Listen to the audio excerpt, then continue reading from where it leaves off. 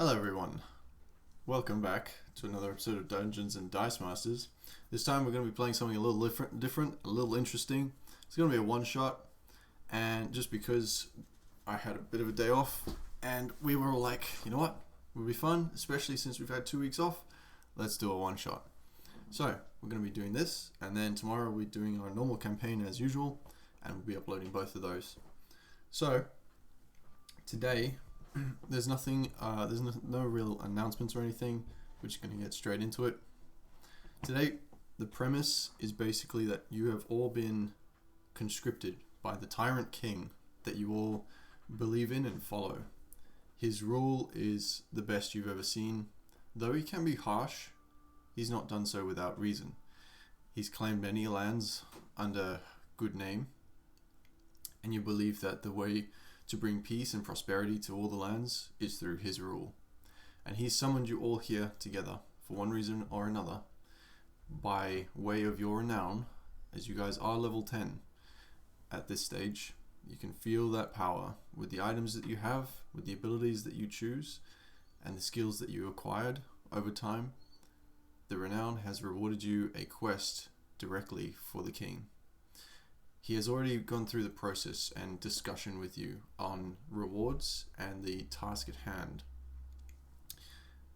For review, your reward, should you complete this task successfully, is 5,000 gold pieces each, and a custom-built home designed by you in whatever city you like, controlled by the Tyrant King. This task, exactly outlined by him, was that you were to take a special greatsword that he bestowed onto you to use. You travel to a different plane, and there's a certain creature that he is very eager to capture. To capture it, you are to use the greatsword to bind it to the sword, and in doing so it will obey your every command, and you are to bring it back to King Drassig, and you are to give it back to him, and he'll give you your reward. Should you fail to do this, you will be beheaded, and you will be displayed in corpse form for all to see in the kingdom for disobeying and failing the king. Should you succeed, well, you reap the benefits. He hands you, as you stand there in the council room with the king on his throne and members of the high council surrounding him, all with creepier looking mustaches and cloaks around, the king himself gets up and walks to you. He says, "Take this. This is the key that will take you to where you need to go. Return quickly, and you will receive your reward. Now go." And he hands you this key. It's no bigger than any average key, about that big. It seems fairly plain, but as one of you takes it and holds it, you can feel the magic that surges within it. One of the other council members, probably the advisor to the king, you can assume, stands up and comes forth to you and quietly says, "This key is special. It's a one-way ticket, both ways. You have one way there, one way back. That is it. After that, it ceases to hold its magic and becomes simply an ordinary key. So use it wisely and only when you need to, when you begin your quest and when you finish. Good luck." Right now, you stand in the council room of the center of the great city of Emon, the hometown to many of you, and a grand place to visit for some, recently conquered by King Drassig, and you are honored to be within these marble halls. And you stand there with the items at your disposal and the things that you need to begin your quest. What do you wish to do?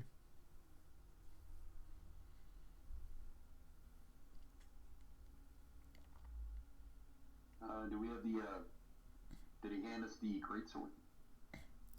Yes, you have that on your person already. Okay, cool.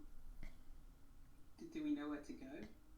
Yep, you just got to use the key, and your directions are. The only clue you're given is head to the fogged mountain. You are looking for a dragon.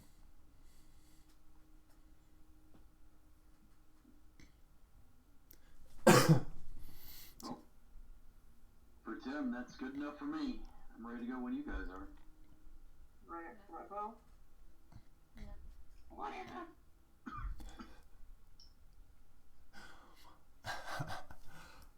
Alright. So, you wish to activate the key. Whichever one of you... Wait. Will he take the car? Because I'm not leaving the car. Take the key, and I walk over and I use the key. You take the key, and as you hold it in your hand, the commands come to you, strangely. To use the item, you basically swing it like a longsword, straight in front of you, and you hear this as a rip in the space of fabric in front of you tears open, and it tears to a degree that's large enough to fit 2 or 3 of you sideways, and as well, large enough as it is for you to fit lengthways.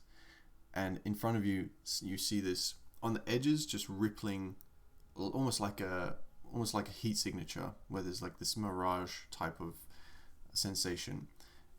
Getting closer towards the center, it just emanates this black shadow, and you can't see past it. I'm going to look back at the rest of the party and just like gesture towards the mirage-y wall that just opened up. Shall we? Come on then. And I'm going to start pushing the cart towards the door. You in your cart, I'm going to be reluctantly helping push this cart. you push the cart through the portal with all the cabbages, and both of you make it through. Have we met each other before? Yes. At some stage. Whether recent or earlier. I will for Jinx to go through before I go through. Jinx will walk by Mara. Both of them will wink at her and then slip on through the shadow. I follow with haste. So you cast haste. No. I'm kidding, yeah. So, you all walk through. As you guys filter through this black portal, the first thing that greets you is the biting cold at your skin. It's a chilling touch straight to the bones that every one of you feels. And immediately you see complete lack of color. The environment changes to this cragstone, deep greys and blacks, and jagged surfaces. The very ground that you walk on, every piece of rubble or stonework across the floor just seems like a sandpaper, almost tar in a way. And if not that, then glass shards shoot up from out around the immediate vicinity. Maybe just a little, maybe about a foot, but nonetheless they're there. And as you gain your bearings, as your eyes adjust to the lack of light within this place, as it's almost completely pitch black, the only light being shed is a very dim light through the open windows that seem shattered of the hole that you stand in. Vaguely familiar to all of you, some more than most. And as the portal closes behind you, you look back and you stand in this room that essentially you get the feeling is exactly the same as the one you just came from, but a broken, twisted, mutated form, where shards of glass and rock pierce through the ground, the tiles of what would be marble cracked and disheveled, bumping up and down in different places. The pillars themselves that support the building cracked and twisted. Skull patterns line it. Every window in this place is shattered or missing. Half the building is completely crumbled and disheveled. So much so that a portion of it in the upper left section is just completely gone. Most likely fallen outside. And then you can see straight through to the grey, black skies outside. You stand in this room. A door back towards the way you just came from stands on the opposite side. If you would like to each go around and describe what your characters are and or at least what you look like. We'll start with Jinx. Can't hear. Gotta unmute myself first. Jinx is two tieflings. They are here. They are burgundy in skin tone.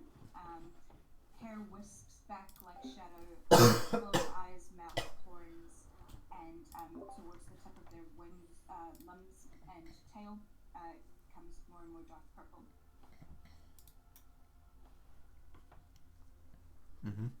Okay. That's Jinx. Tim? Tim is basically me, just with more hair. He's got a close cropped beard. He talks just like this. He doesn't really seem to get fazed by a whole lot, but he's got a very nifty kind of almost top knot going in the very back. Just your average Tim. Yep, he's average Tim. He's rocking some really nice full plate. And he has a large glaive that he carries around that he named Judy. Very good. Very good. Judge Judy. Alright. So, I forget the character's name. Kai, what's your character's name again? It's Mara. Mara. Mara looks...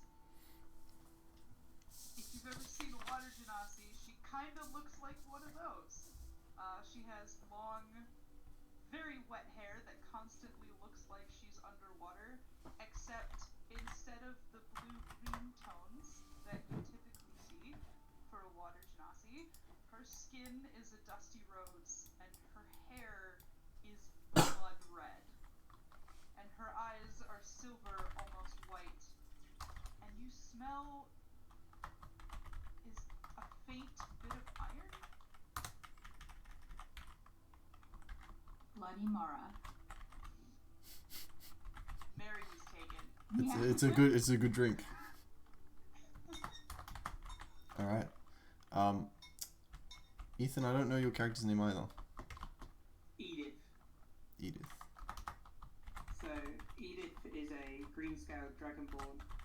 She obviously looks a lot really old. She's kind of hunched over, you can't really tell how tall she is. She looks short at the moment. She's got a great axe tied to her back that looks taller than her at the moment.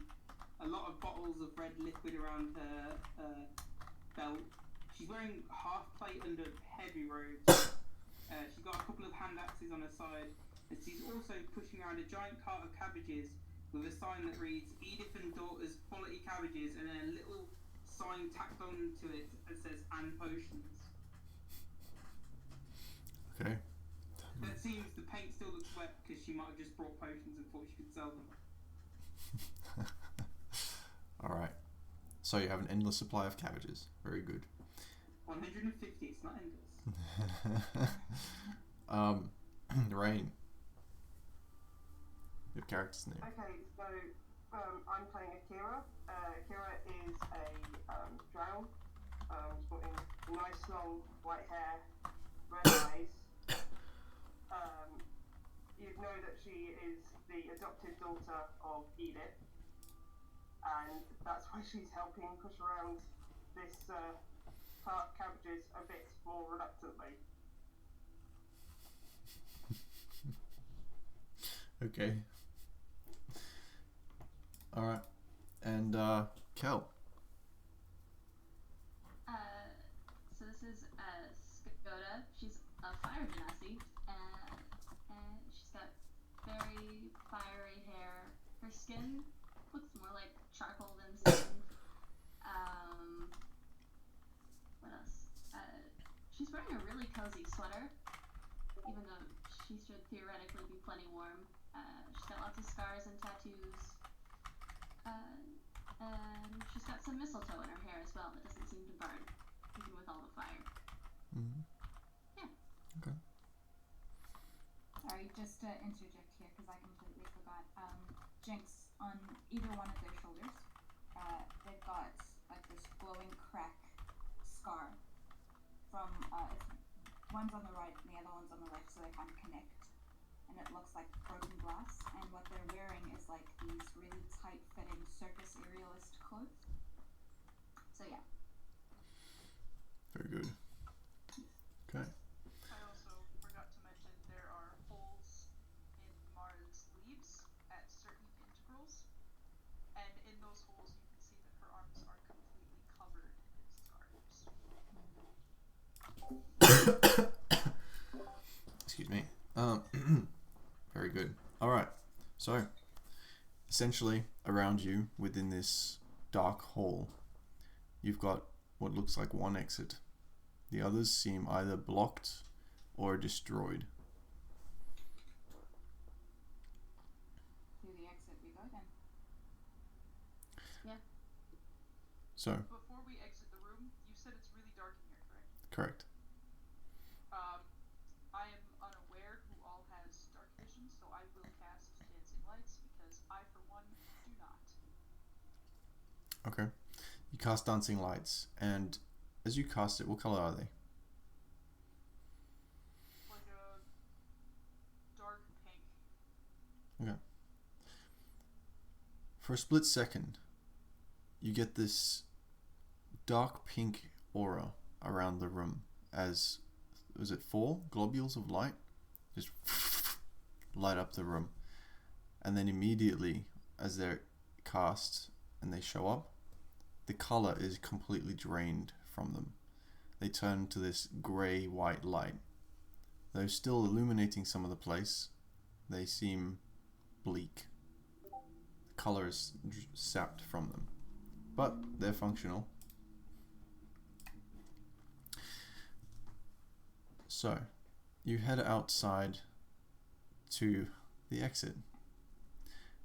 Going up to the doors, these doors themselves seem like a normal wood, but completely rotted through.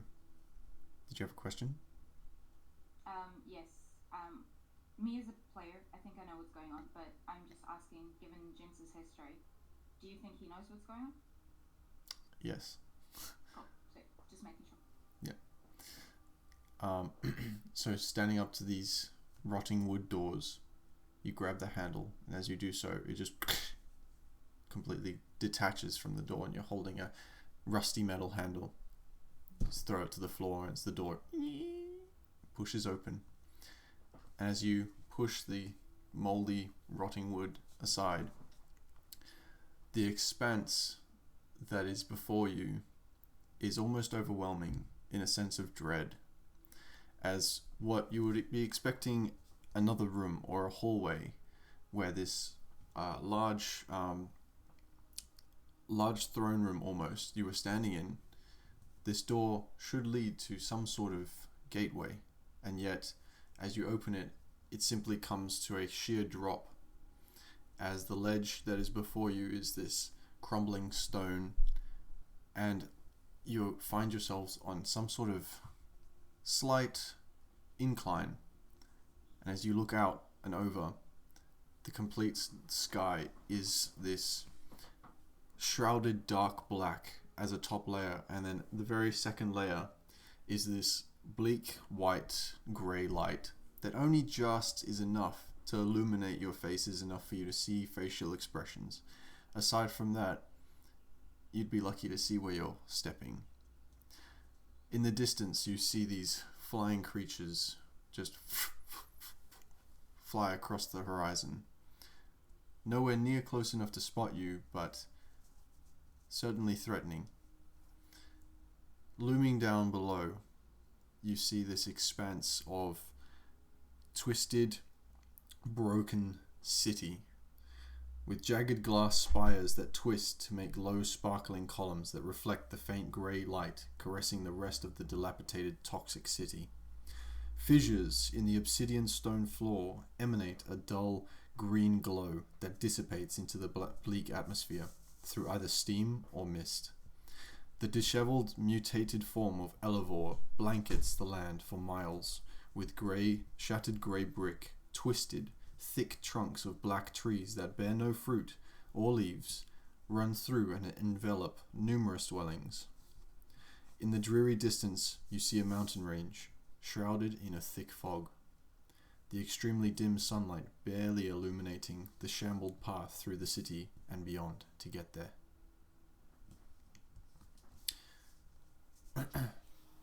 So, you see next to you, where this ledge drops off, there is a potential way to get down, though it will require either strength or dex of skill to traverse down this mountainside, as it's simply what looks like half the entire building or castle, you're not sure, has just collapsed and been destroyed, and debris lies across the side of this incline. Jinx will immediately start aerialist acrobaticsing their way down together. Alright, roll me an acrobatics check. Okay. 22. I thought you were going to use your actual dice. Not with the consequences of that, no. Okay. Alright, 22. So, gracefully, you start making your way down the mountainside, flipping and twisting in all kinds of weird and unnatural forms that it seems, but you do make your way down the mountainside. The rest of you. Edith is gonna look around, then look to Akira and go, I'm tired of selling cabbages, Mom. Let's go on an adventure, you said. Gonna be fun, you said. Fucking bullshit. So, you're making your way down. Sarah says nothing, she's just avoiding eye contact.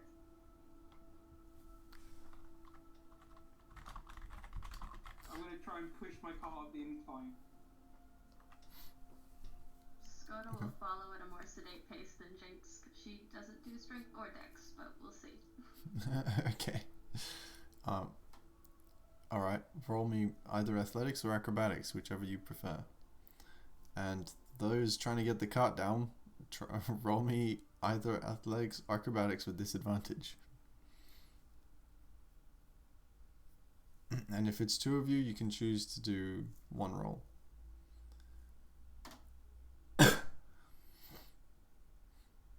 Would Akira help? If she wants. Yeah, I'm helping reluctantly. Okay, 10 for Skoda. That tracks. that's 14. Okay. It'll take a while, but you will get your cart down. You might lose some cabbages along the way, but you'll get the cart down there. If Jinx can, he'll catch the cabbages and start juggling them. Alright, sure, I'd say you'd be able to catch a few. You catch a few cabbages, put them to the side until they get down to the bottom.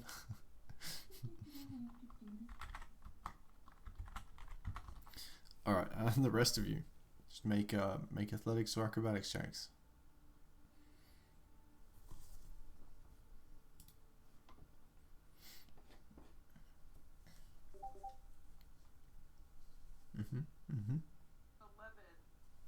Mm-hmm. Okay. As you're making your way down, you feel this sharp pain in your foot as part of it slips and lands on a glass shard as you're making your way down. You take 1 point of slashing damage, but you do manage to make it to the bottom without further injury.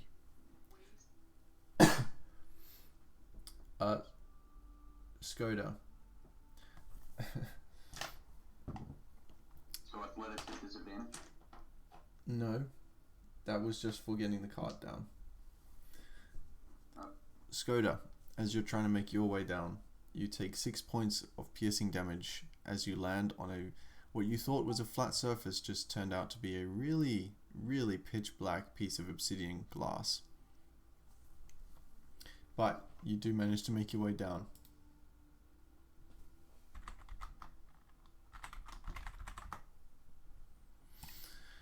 Alright, so after the next, let's say, 15 minutes or so, you all manage to get your way down the side of this incline. With cart in hand, minus, say, 10 cabbages.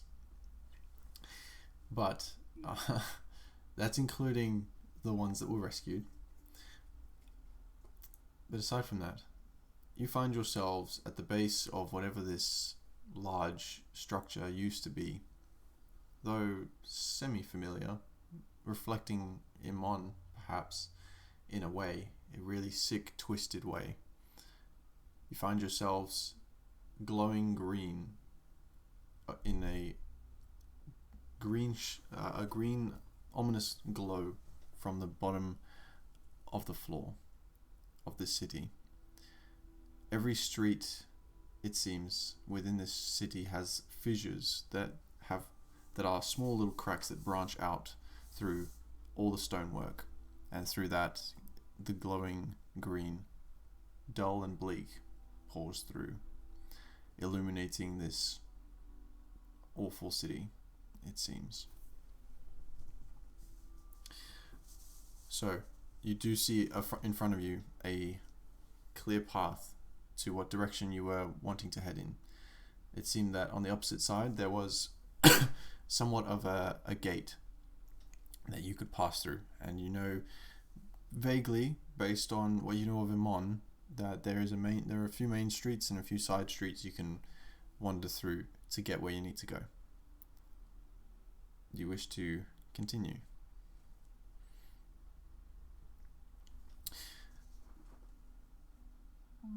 Just before we do continue, Jax will just turn to those around him and just say, keep your eye out. This place is not what you think it is. Really? Because I thought it was dangerous. You're telling me it's not?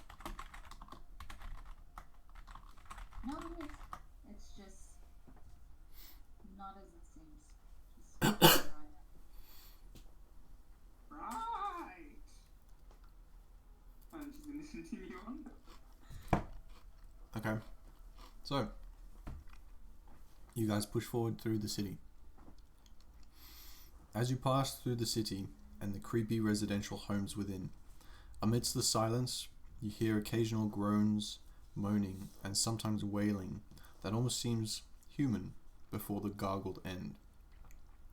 Moans that seem painful, like an eternal fatigue. Wailing that seems like it's calling out for aid.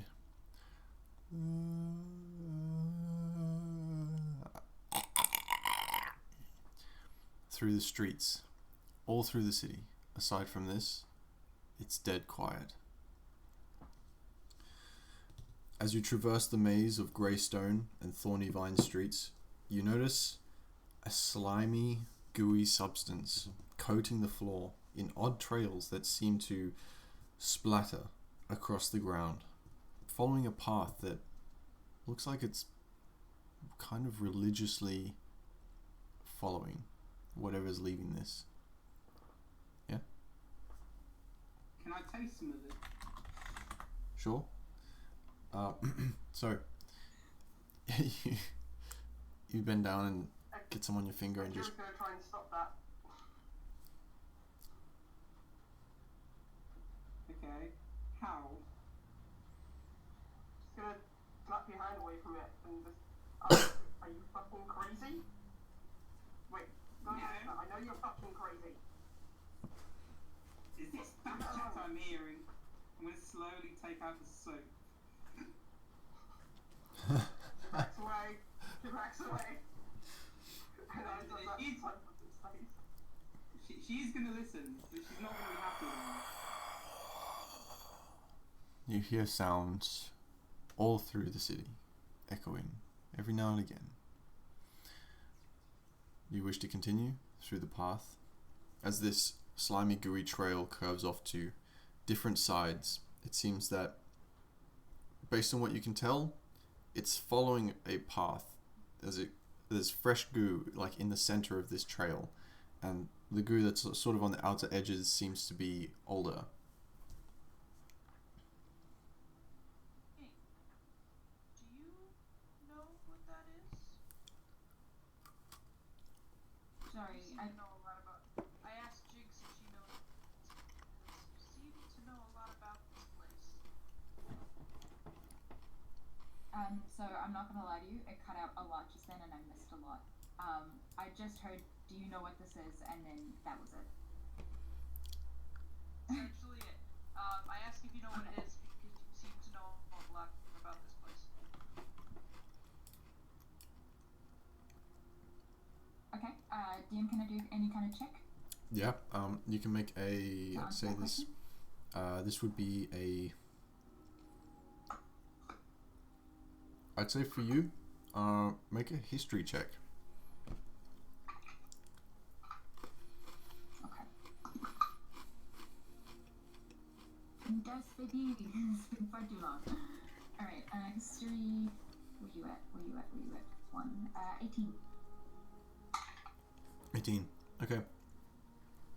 Based on your memory, and based on the texture of what this goo seems to be like, a very horrid thought pops into your mind that sends you into a little bit of a panic. As you remember that certain creatures are ones to patrol. Fewer seem to patrol a certain path religiously, like this seems to be. And only one still seems to give off this goo-like substance that's not quite alive, like you've seen some gelatinous cubes and stuff wander through. This is different. This is not aimless wandering. This is something leaving a trail that's following a religious path. And there's only one thing that can be that patrols places like this, and that's a beholder. Yeah, I'll go ahead and draw my glaive just in case. I'm gonna go on ahead and prepare my crossbow. Edith is gonna stand up, revealing that she's 6'4". I immediately pull out a ornate dagger. Okay. Great axe. Okay. Excuse me. So Yeah, I'm assuming they said that out loud, the beholder part. Sorry. Yeah. James would have told you exactly what's going on. okay. No sign of any creatures thus far, aside from evidence that they are here. But the choice is yours. You have the path ahead. What do you wish to do?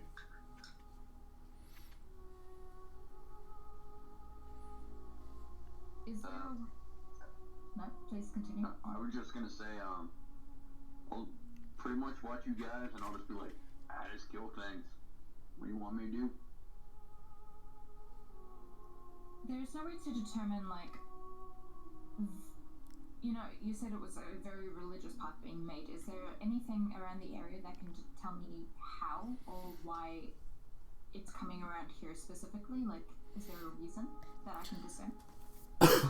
Well, as you have a look around a little bit, you notice that the path that you excuse me, you notice that the trail of goo that you were originally following, that's right in front of you, curves off to around the block in front, a left, and then it seems to go somewhere and then trail back past and up the path that you literally just passed.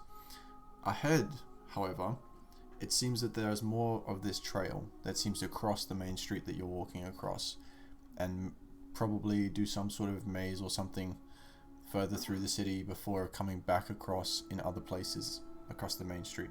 So it seems that it's not just like on the left, it's like this entire area.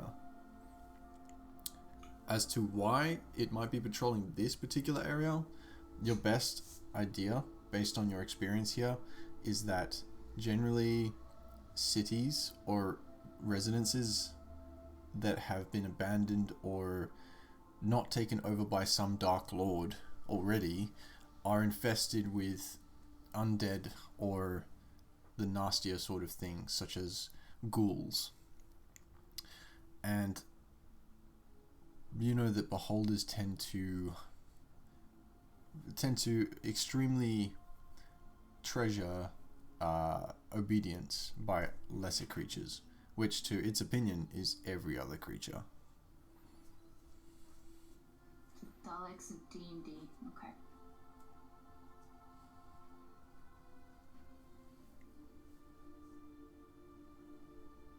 Well, we can continue going. Or we can find out what this thing is looking for, but I think it would be easier or better for our survival if we just kept going and avoided it. No point delaying, I think. Agreed. We should also move forward with caution. Stealth. Stealth mode activate. I'm not good at that. Stealth mode active. I can be very quiet. I've got passive that phrase, if you want. Ted does this. We're gonna need it. If you have anything to aid us, I think that definitely would help. I mean, beholder. Stay close then, and she'll cast Pass Without Trace. How many can that affect? One sec. I don't want to leave anyone out. Don't remember. I don't think it says, but I can't be sure. I know it's all the creatures. I know that it'll be enough for all of you. And it's within 30 feet, so you're all fine. Cool. So that's plus 10 to your stealth checks, right? Yeah. Okay. So make your stealth checks. Thank you. Thank you. What'd you get? 31. Wow. Where'd he go? Yeah. Alright. You said plus 10, right? Plus 10. It's plus 10 plus whatever your stealth modifier is. 17? Same. He's not stealthy.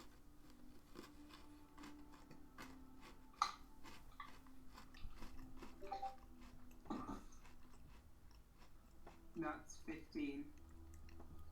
That's a shame. But I still have to roll disadvantage, right? 'Cause I'm out. Yes. Yeah, it says 15. 15 cabbage stealth. Alright. Cool. I'm wearing boots of cabbage kind. Alright. So, you'll start as quietly as you can, making your way through the city.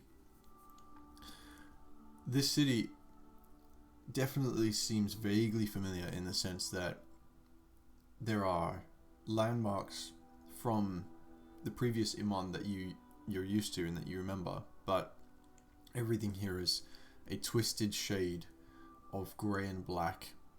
The entire stonework and fortitude is just twisting spines or spiking columns. And the green glow certainly does not help the atmosphere, especially with the mist or the fog that's trailing through the streets. And as you keep making your way through a few times, you peer down a few corridors, and from here and there you see a couple of these pale-skinned humanoids with pointed ears, sickly long arms that come to sharp taloned fingers, and a sharp tongue that's long enough to wrap around its own hairless head. Fortunately, they don't seem to notice you as you pass through. You start to gain headway towards the gate, you can tell, and as you glance down one corridor on the left, as you step over a gooey trail, you see this large spherical head that seems to be making its way around a corner. And plenty tentacles wrap around its entire head. A completely silver-plated body encases it in sharp, reflective surface that seems to create this tension between itself and the fissures in the ground. And each stalk seems to have some sort of eyeball itself, and it passes around one of the buildings in the distance. With this, you quicken your pace a little as you make for the gate. So, continuing towards the gate, you get through the city and you eventually make your way to the cragstone path outside the collapsed city gates that leads up northward to the foggy mountain. You travel for 8 hours before making any real headway. Yet, you look back at where you've come from, and it appears that you haven't left the gates of the city of Everlore. Staring at your feet, you all begin to feel dizzy. I'd like a constitution save for all of you.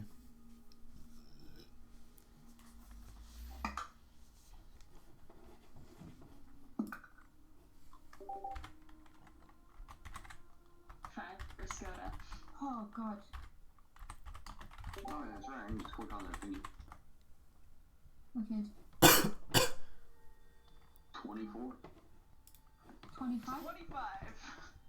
Nice. 21. Yeah. Alright. Did anyone get below 20? Skoda did. She got 5. Oh no.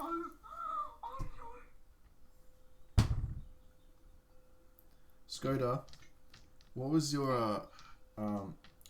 your character again? Fire Genasi, right? Yeah. How old is your character?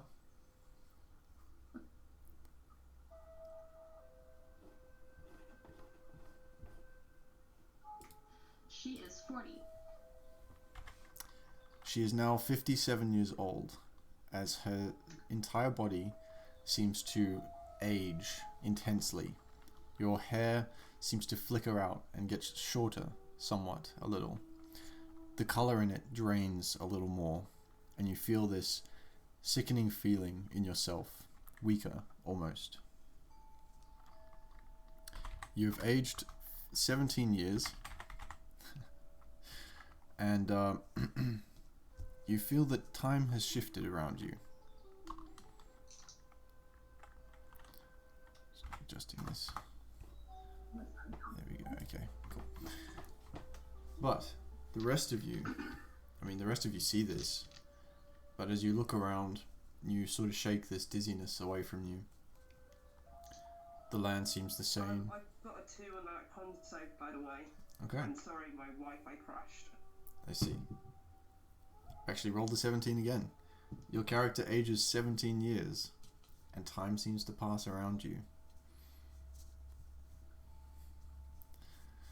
So, with that, feeling this weird sensation creep over your body, almost like a rotting sensation, as your mind twists and bends to shape whatever land you are currently cursed upon. You look back, all of you, and you see what once was immediately the gates of Everlore is now a very distant image of the glowing green city. The path you've travelled on, long and winding, but yet each of you don't recall ever travelling that path. Nevertheless, you turn back around and you see the path ahead of you. You're now at the base of the mountain. There's a winding black path in front. You've been travelling for 8 hours, however, and you are beginning to feel the effects of fatigue. What do you wish to do?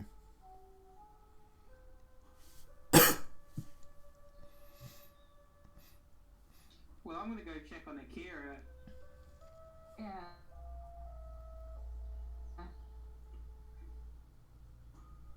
The boys are just gonna run on over to Skoda and like see if they can help her.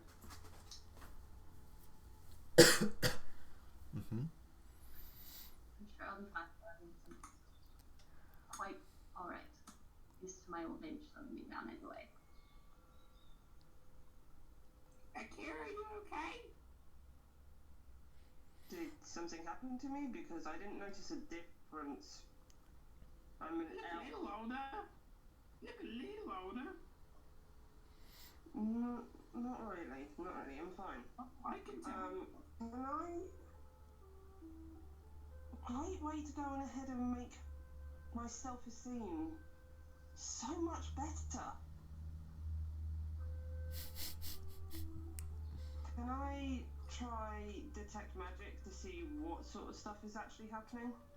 Yeah. Are you gonna cast Detect Magic? I'm gonna cast detect magic. Alright. Are you using your spell slot, or is it ritual?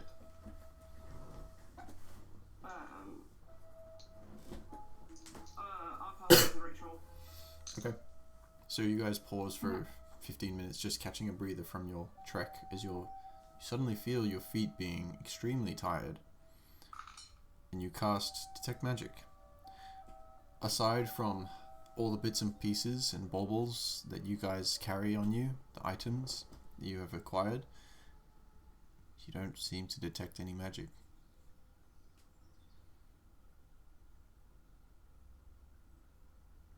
Can Jinx do like an Arcana check or something? It might be familiar.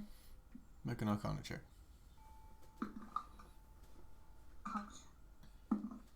Oh, great. That was really bad. 5. I know nothing. The only thing that you recall is that this place changes people. You know that this is the Shadowfell. And this place certainly takes a toll on those who stay too long.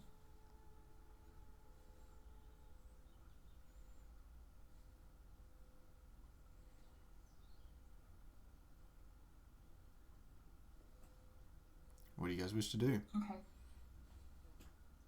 Yeah, would I know if lesser or greater restoration would help reverse the aging effect? You're not sure. Would I know, considering that I lived in the Shadowfell for 10 years? Have you ever tried it? I don't think so. Then no. No. Sweet.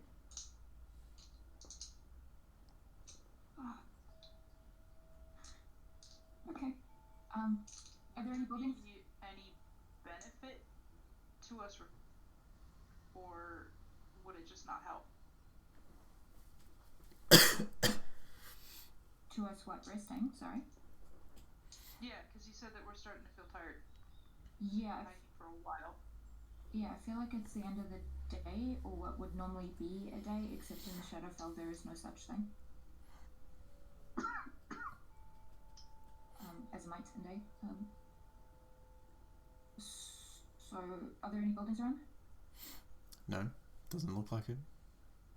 We're just in the middle of the open. You're just sort of in this, it's at the base of the mountain, and there seems to be the rock where the path leads up through, and then you can see further up, it leads into the fog of the mountain. You can see that where the rock actually starts, and there, of course, with the Shadowfell, there are always pieces of things that jut out from the ground in weird shapes and forms. So if you move up, you know, maybe about half an hour's journey, you could probably find an outcropping that gives some shelter of some kind.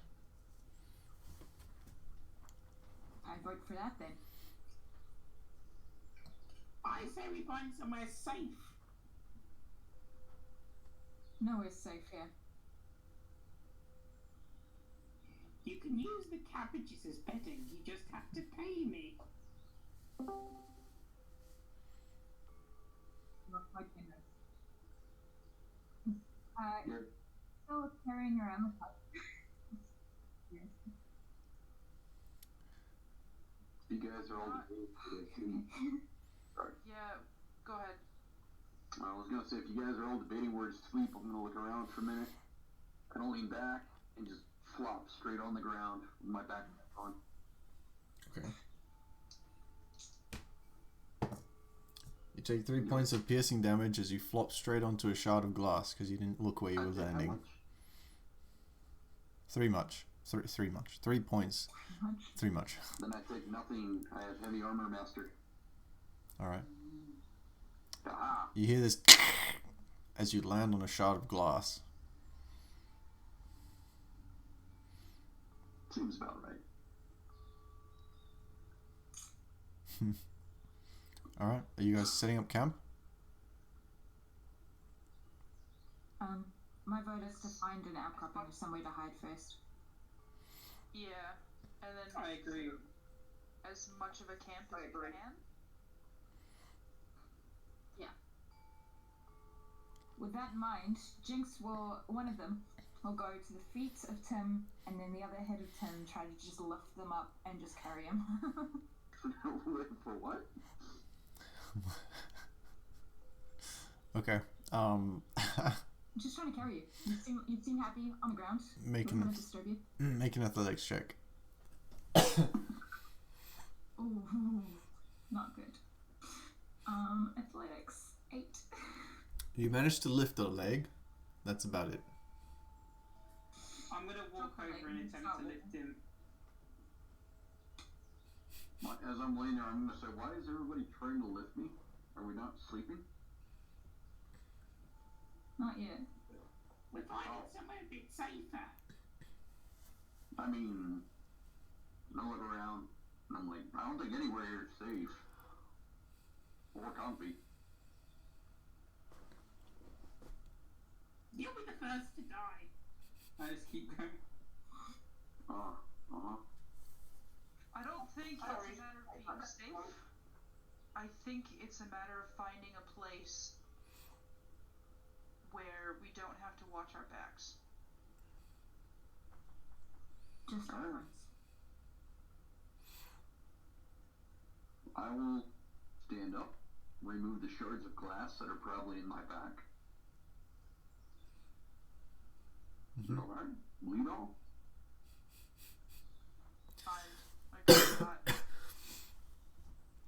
Okay. The shards that you pull from your back are extremely cold to the touch. Just as a point of reference. You can find like I said, you can find a number of outcroppings that are about half an hour's walk from where you are. So you all make your way up there and you find what looks to be like this sort of slope outwards, this jagged jutting piece outwards of obsidian that seems to just sort of sit there, and above that you can see this large rock that looms over. It seems it's probably the safest place you're probably going to get for the night, quote unquote. Alright. I'm going to try to at least be somewhat smart about this. As I'm looking at the ground, is it covered in glass or anything underneath the rock, or? It's covered in what looks to be like a really rough gravel in a way. Okay. Just making sure that nobody else is going to get injured. I was going to clear it out with a glaive, try to make it kind of somewhat decent. Yeah, for some reason, this particular spot doesn't seem to have shards of glass protruding from the ground. I'm gonna take. I'm gonna take some. Okay.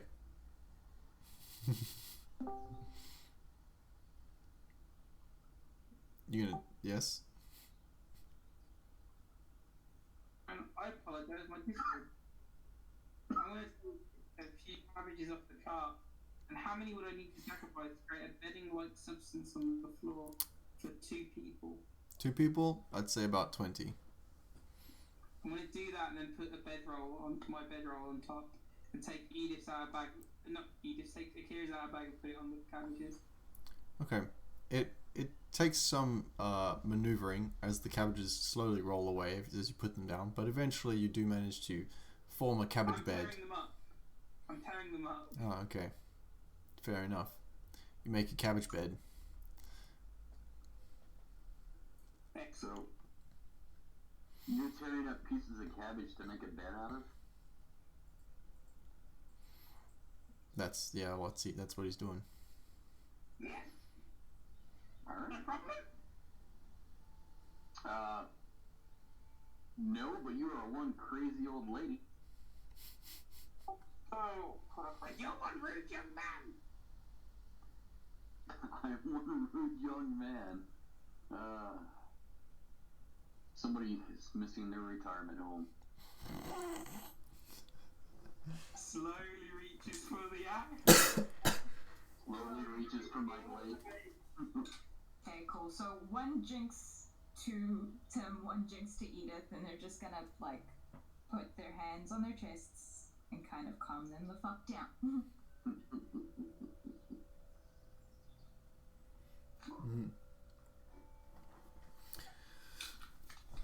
All right. Scott is just going right to sleep. Okay. As this is happening, just see one Fire Genasi just fast asleep on the ground. Seeing as we're going to be sitting down tonight, I'm going to try Greater Restoration and see if I can reverse some of that. Okay. You cast Greater Restoration. You feel less tired. You feel a little bit better. And you feel some sanity restored to your mind. But past that, doesn't seem to take any effect on your age.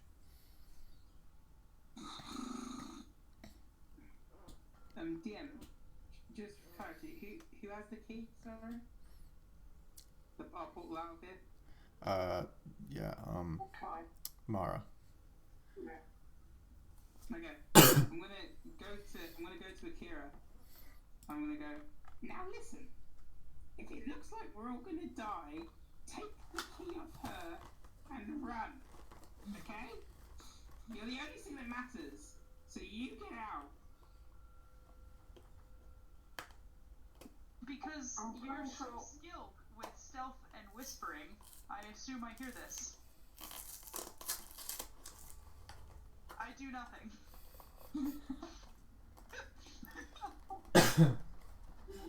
I'm not gonna lie, but she looks pretty tough. I don't think she's gonna give it up without a fight. She doesn't have to. She's already dead. That's what I'm saying. If we're dying, run. But I can bring you guys back and kill you. Yes, but we might not kill this thing, and you would die in the process. I'm gonna die if I leave without killing the thing. They're gonna put my head on a spike. That'd be the way. Oh yeah. Sorry, I wasn't listening when they said that part. Wait, we die if we don't do this? Whose idea was this?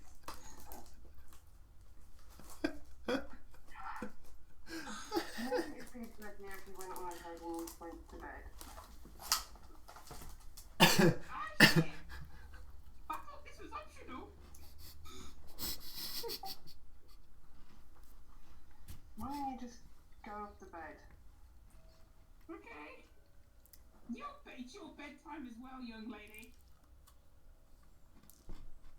I'm older than you. for the soap. It is, and I'm gonna go straight away to That's what I thought. I'm gonna go to sleep. Yeah, you better run. I am going to stay awake and keep watch with Jinx at first. Yeah. Roll me a perception check, either at advantage or each. So bad. Advantage. Hey!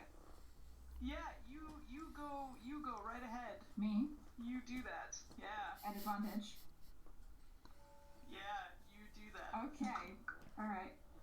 Okay, that's pretty good. On the dice is a 16 and 17, and then my perception is nothing. So 17. Good roll then. Yeah.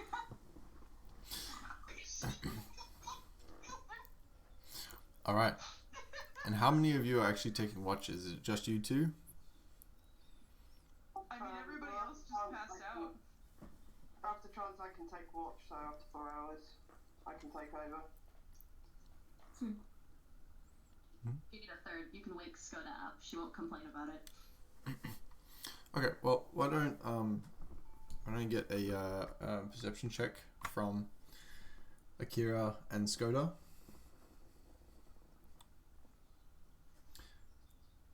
Do you roll the perception check, or am I rolling it? Or is it one each? It's up to you. I thought I said they were taking third.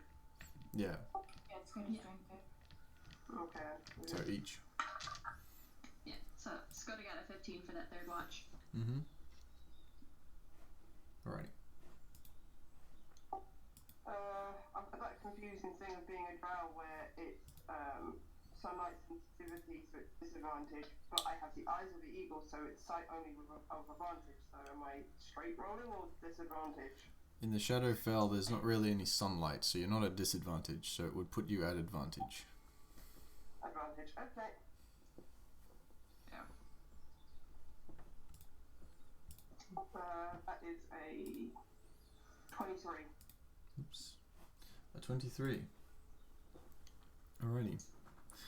So, Jinx, during the first watch with Mara, you guys stay out for a while. It's hard to tell how long. It seems to drag on for ages and ages. And the longer you stay awake, it seems the more the fabric of this reality bends. Except you, Jinx, you're accustomed to it. And you seem to see through what tricks it's playing. And you see clearly. And as you try and look out for any dangers or things that might come and sniff you out in the night, you hear the shrieking above you.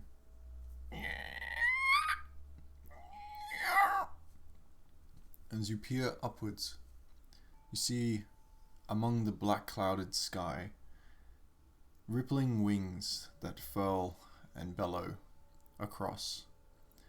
Number of them, maybe 10 of these creatures, seem to pass overhead. They seem to curve around the mountain's edge as they fly off. It seems that whatever it was hasn't paid you any attention. And eventually,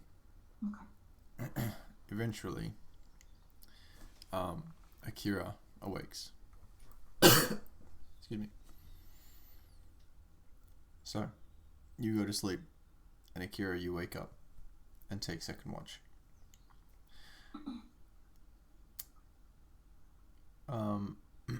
Your watch seems to go uneventfully, for the most part. Aside from getting somewhat dizzy from the landscape, which seems to stretch and crawl towards your mind's eye and bend in unusual ways, where the actual land seems to ripple and then go into a wave-like trance, before eventually you get a small tap on the shoulder from I forget the name from Skoda, and in that moment everything clears up again and you come back to it.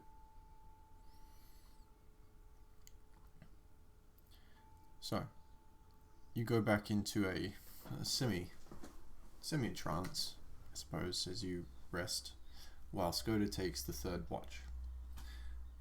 Skoda, during your watch, with your perception check, you notice that this flock of creatures that flew overhead, that Jinx had noticed before, you see them return.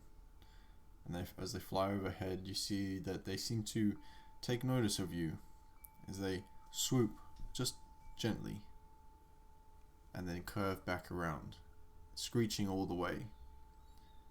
And they seem to snap at each other a little bit. You get the sense that it's some sort of argument that they're having. And as they get closer, before flying away, you can see what defines them a little bit. You can see the leather-like wings. All color drained from them. They simply seem black, grey and white. Their eyes like a piercing, shrouded white. And they seem to be some mutated form of wyvern, where the winged bones on the inside, the cartilage itself, protrudes in every corner to like a spined outcropping. The talons themselves seem to be a white bone. The teeth, just sharp razors, with no skin around the face. Only the body. It seems like a bone skull with a shrouded eye socket. And they fly off into the distance. And as they do, you look up at the mountain, and the fog seems to slightly, ever so slightly, lift just a little higher, as it seems that the amount of time that has passed has had an effect on the surrounding environment. As you look around, as people start waking up around you, you see that the path ahead is clear. Though dangerous, you get the sense, as it's this cragstone, shifting mess of vines and grey gravel, with jagged spines of rock and obsidian protruding, leading up into the fog of the mountain. You all of you come to for the morning. Skoda will let everyone know that we've been noticed and to keep an eye out for wyverns, just in case.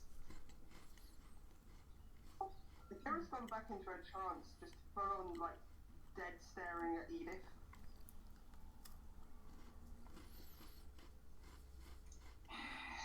And Just gonna wyverns pick her up. and dragons. What could possibly go wrong? We could die. Yes, that is Oh a crap, she's still alive. That doesn't sound wrong to all of us. So, don't panic over nothing.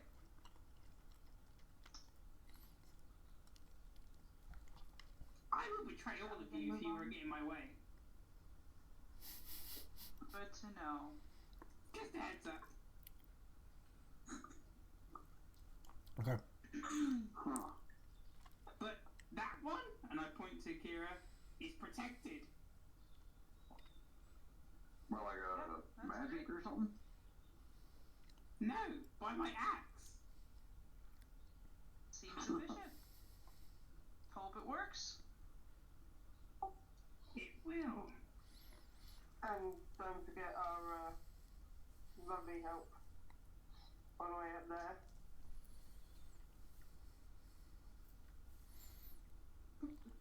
Clerics. Hmm. Well then, who's ready to fight a dragon?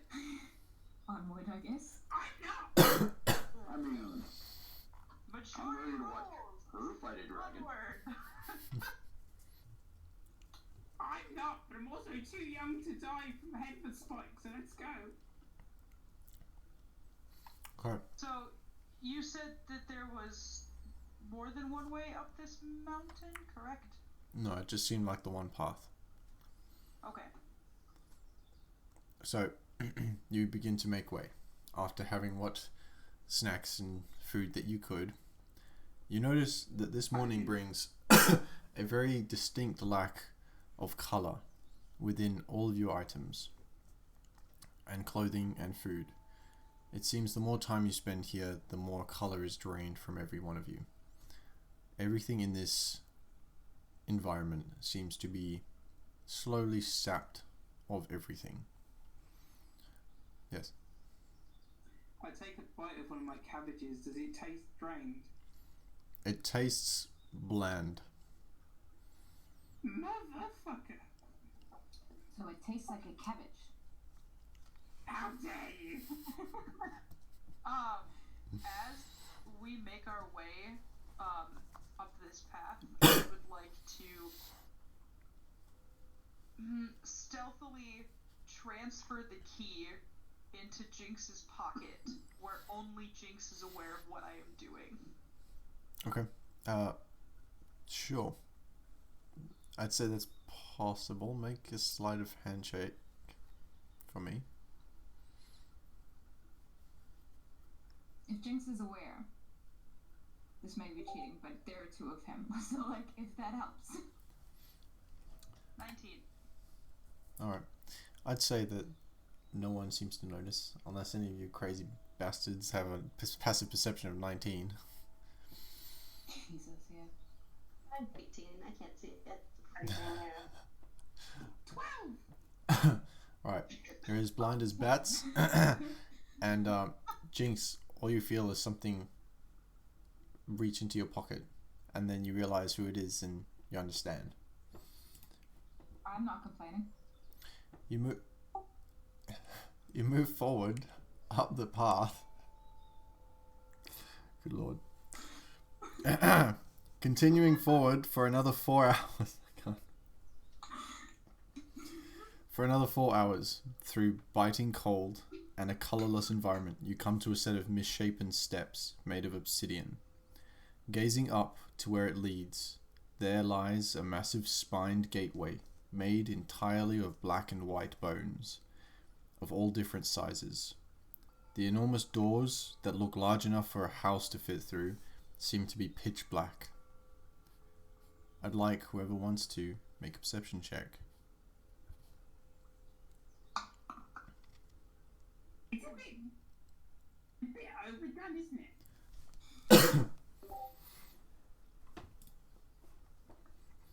14. I think, given the surroundings, it's Right. perfect. 19. 13! And Jinx? 14. Tim? You good? Yeah, I'm just gonna kind of watch everybody. Okay. Just plodding along. Pretty much. Alright.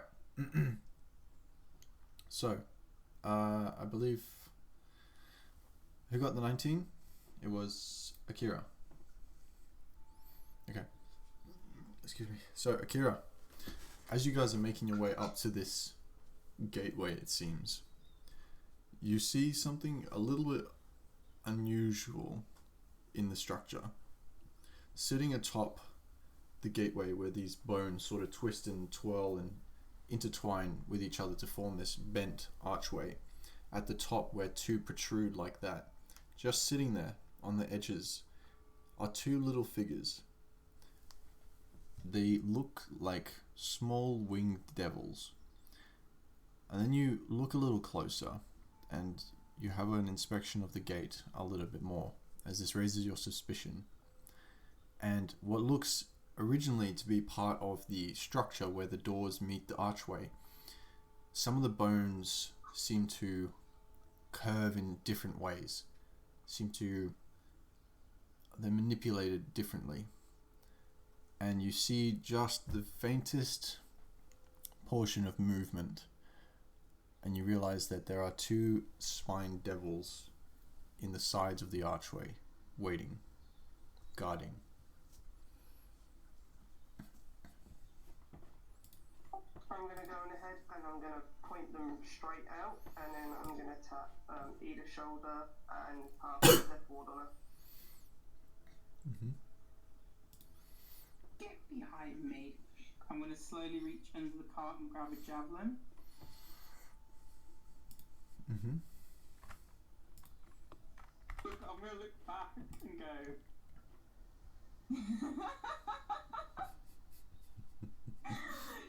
The rest of us see this, yeah?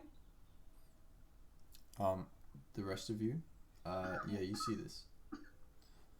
Yes. If it's pointed out, yeah.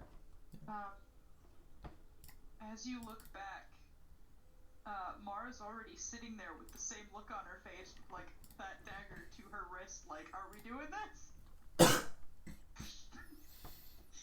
I ain't stopping it. Yep. I'm gonna throw I javelin. at the same time. I mean, why not? Gonna throw a javelin?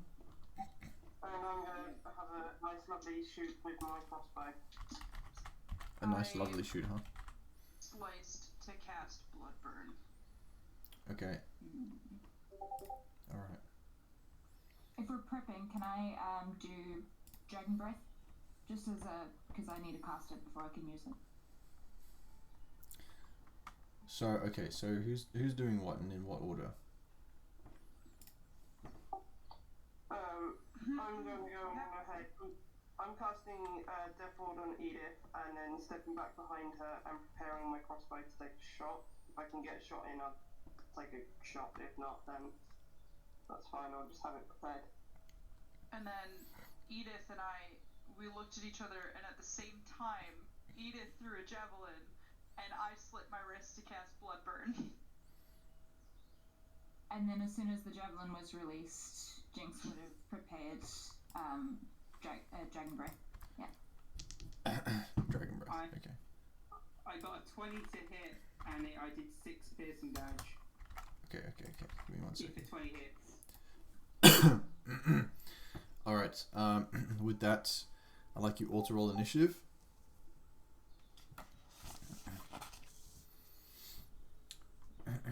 So, Are you gonna start it in the bot? no, just roll it. Okay.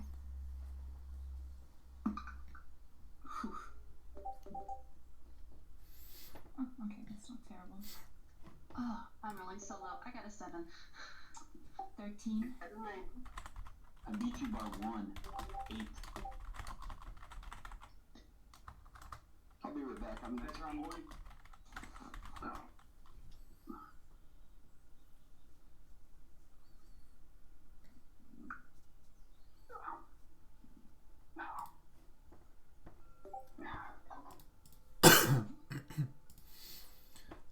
So, alright, what was that?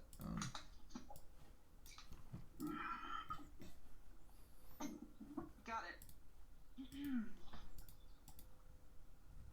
can't see anything when it's like that. Okay. Alright, so, blah, blah, blah. Mara, you got 15? Yeah. Okay, Mara, you got 15. Right,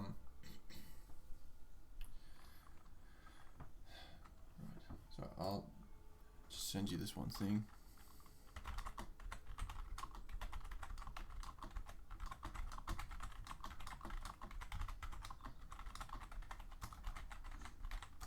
Boy.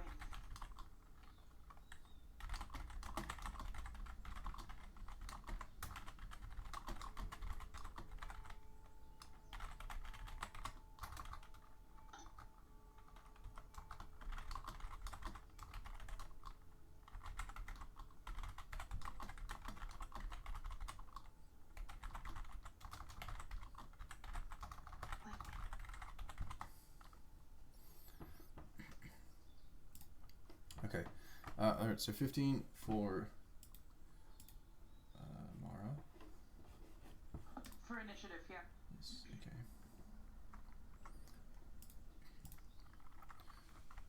15, yep, and everyone else? 13. 13. What's that, 6? 14. 14. Tim? No, I 13, got sorry. Tim, what did you get? I got 8 for initiative. Squad, I got 7. 7. Okay. Cool. Alright, so just remember your initiative orders, because my encounter tracker doesn't have your names. So I'm going to be going off your initiative number. I was going to say, if you know the order, we could just type them in order in one of the chats and have it there. Sounds good. So do we know who's first? I think it's you. 15. Who got the 15 again? Me? Oh, hey, that's me. Hey, look at that. So it's Mara, then it's Jinx, then it's Tim. I believe it was Edith. Yeah, I got 13. Oh, Edith. Okay, cool. So Edith and Jinx are tied. Then it was Tim, Skoda, and then it was sorry, Rain, I forgot your character's name. Akira.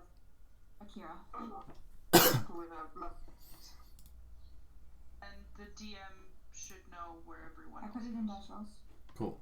Oh yeah, I put it in another one, so it's in Right. 2 different spots. We'll be able to find it. Yes. Alright, okay. So, Death Ward is cast. Next up is the Javelin. What was your attack to hit? 20. That hits. What are you aiming for? One of those devilly boys. The ones at the bottom? I mean, any of them. But yeah, the ones at the bottom. Okay. I'll say you go for the one on the left then. Okay. Alright. And how much damage do you do as you throw your javelin? 6 piercing damage. 6 piercing damage. Is this a magical javelin? Nah, it's just a javelin. Alrighty. Don't need no magic weapons. I got cabbages and an axe. So as that's thrown, who was next again? What were you? I think at the same time Mara threw a dagger. No, she was using a dagger. I didn't throw a dagger. I used a dagger Right. to cut my wrist open and cast a spell. I spend 10 hit points, and you said there were.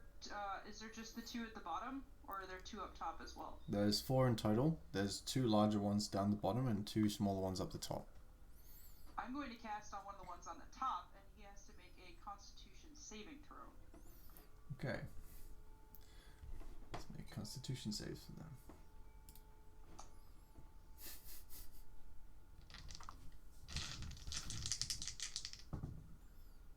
Wow. Doing fun stuff. Don't say that. They rolled really well. That's a No, don't say that. that's a 17 and a 19.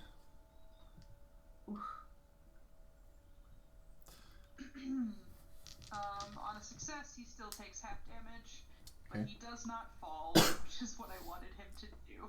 How much do they take? I have to roll for damage. 1 sec. So I spent 10, so that's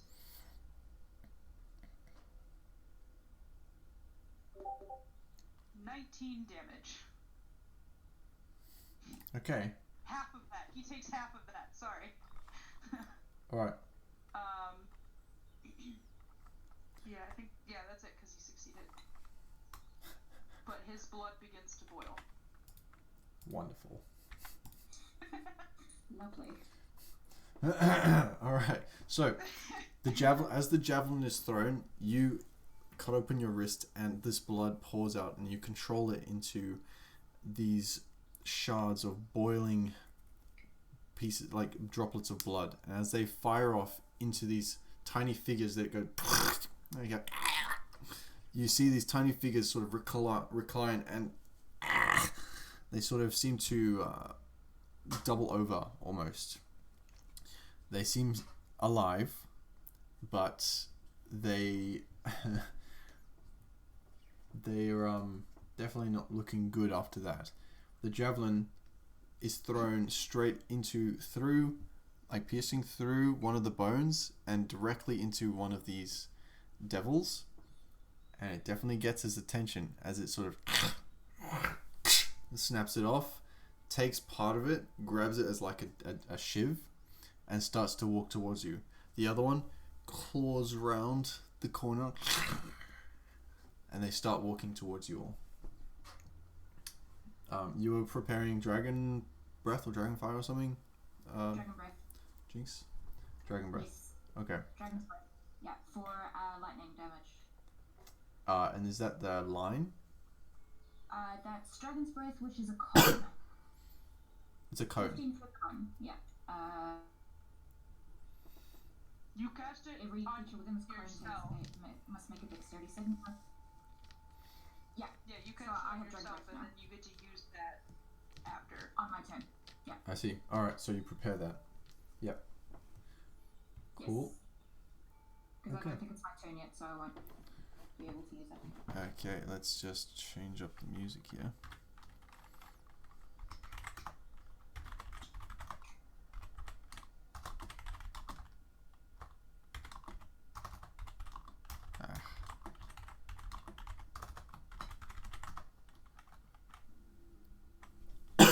Cool.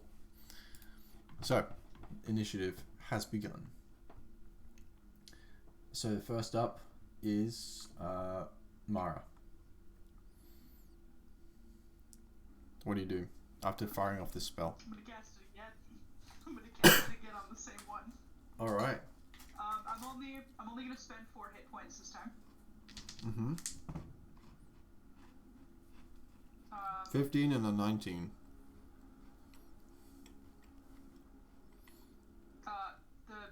Wait, so he has advantage or disadvantage? Did you fire it at 1 or 2?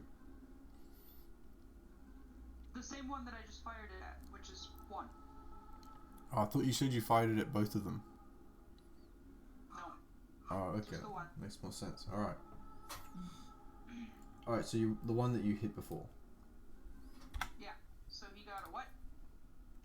All right. Well, that would then be a 15. He fails. All right. That's my favorite part. So he takes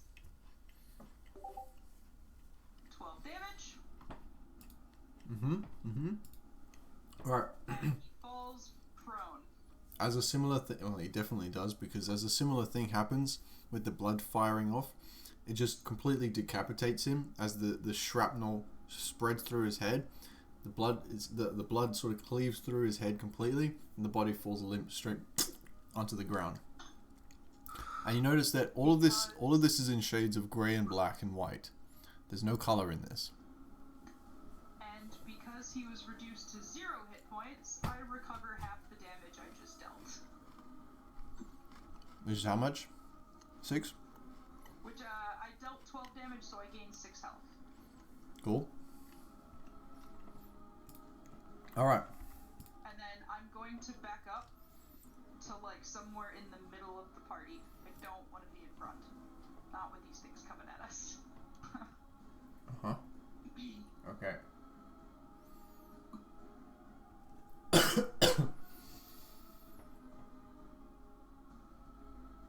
Mm-hmm.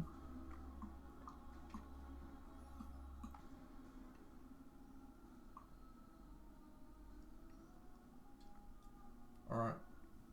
So, the devils at the bottom slowly creep around and start coming towards you. As they see you all there, they just... as their wings start to flap, as they launch themselves up into the air with what seems to be these really, really thin membraned wings that don't seem functional by any means, lifts them up into the air and they begin to fly. As they fly towards you, they're going to attack you. So, up the front, so it'd be 1 against... would be Edith, Akira, and Mara. Okay, so we've got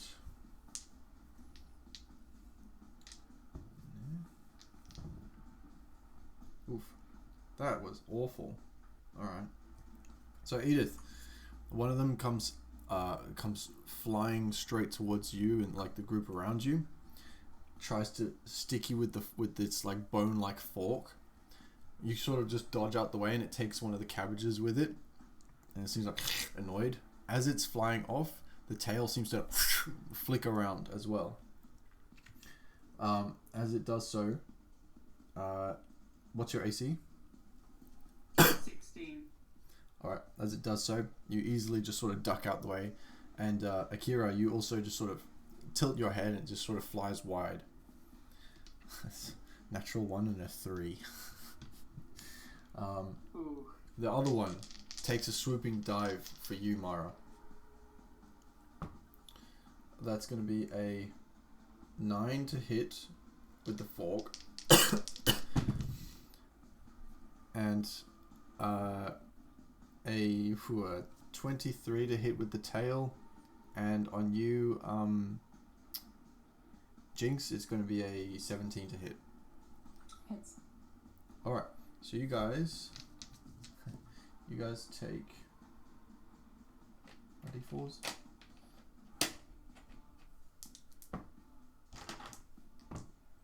You guys take 5 points of piercing damage, and Jinx, you take 5 points of fire damage, and Mara, you take 3 points of fire damage. 5 points reduced to 2 or 3 because I'm resistant. 2. 2. Okay. Alright, so as they both fly off and up and position themselves about 10 feet up above you guys, bracing their forks, one of them taking a cabbage off and throwing it down at you. It's now, check who it is, Jinx. Sweet. Are any of them kind of clustered together within like a 15-foot area? 15 feet? No, they're about 25 feet apart. They sort of flew on opposite sides. Okay, cool. Probably wouldn't be able to position myself in a way that I could get them all. So I'll just aim one fire dragon's breath at them. Not fire, but lightning. They need to make a dexterity saving throw for me, please. Natural 19. Oh, yeah, no, they succeed. Let me just double check if they get like half damage or anything.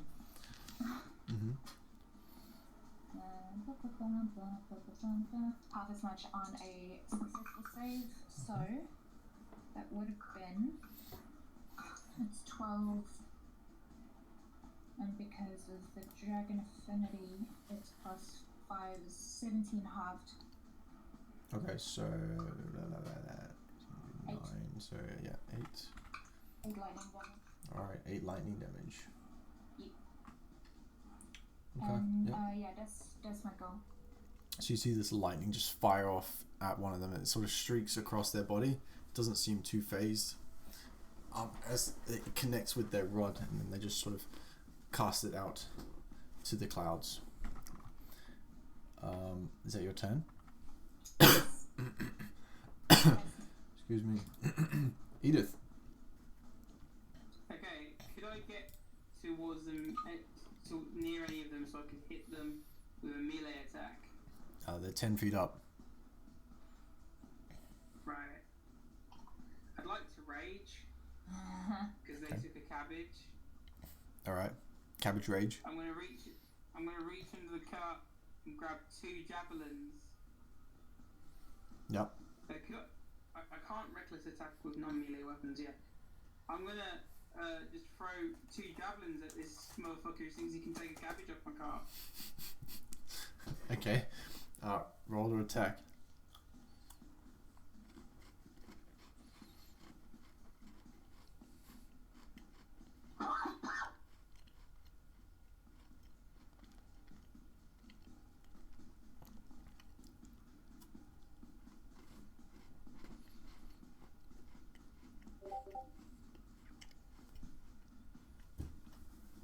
My first attack is a 20 to hit with 5 damage.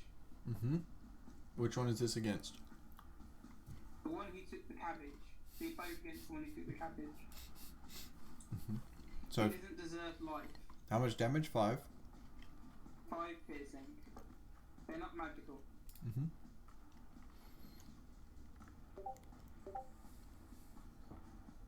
That's a natural 1 on the second one. She goes flying off into the distance. Shit!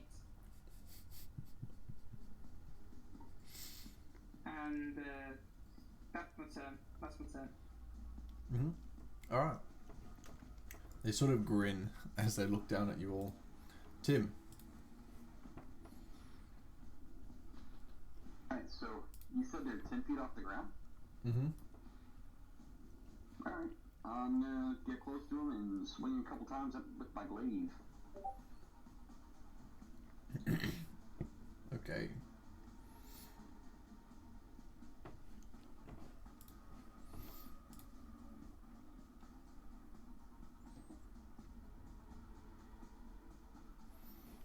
Just let me know what you got. No. Yeah, dirt.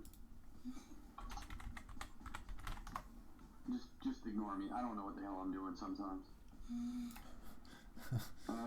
First attack. 13? 13? Yeah. I'm guessing that missed, right? 13 just hits. Oh.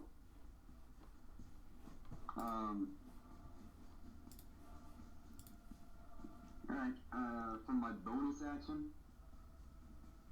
I'm gonna go ahead and use Giant Might. Yep. And I didn't declare a great weapon attack, so I'm not gonna, obviously I can't do that turn. But, let me roll my damage. So the first attack does 8 plus... Why did I not do the extra D8?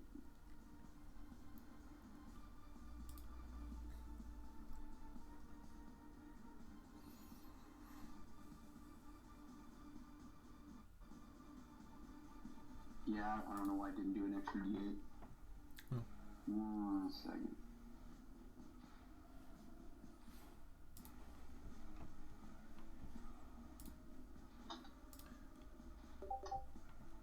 Alright. So, 10 points of damage. 10 points first of attack. piercing. Second one, I'm gonna take a -5 out. Is this a, sorry, is this magical weapon? Yeah, it's a +1 glaive. Okay. 10 points. Which one is this out again? Just the first one I can get to. Yeah, okay. Alright, second attack, I'm gonna use Great Weapon Mastery on it. And...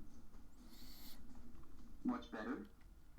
Even with -5, it's still 19. Definitely hits. Alright. Nice. 9 plus 5 is 14, plus 10, 24. I need to roll another D8. Yeah, that second one was max damage, so 32 points of damage for the second hit. 32 points. Okay. I take it he's still alive. He's looking very rough. Good stuff. Yeah, that's it. I'm just considered a large creature at the moment. Okay. Alright. Cool. Is that your turn? Yeah, that's it. Alright, what languages do you all speak? Common, Elven, and Draconic. Same as Akira. I speak the same languages. Skoda is Common, Druidic, and Primordial. Jinx is Draconic, Common, and Infernal. I speak Common, Dwarvish, Elvish, and Giant. Common, Primordial, Elven, and Sylvan. Okay. Alright. So, Tim, as you land these hits on this devil, as you cut a very deep gash in the side of its torso and down its leg, nearly decapitating, or nearly amputating one of its legs, it lets out a... And as it does so, it screeches out something that you don't understand. It sounds like, and Jinx, you're the only one that understands this. But they say, "How dare you?" I mean, that's fair. I believe it's Skoda's turn.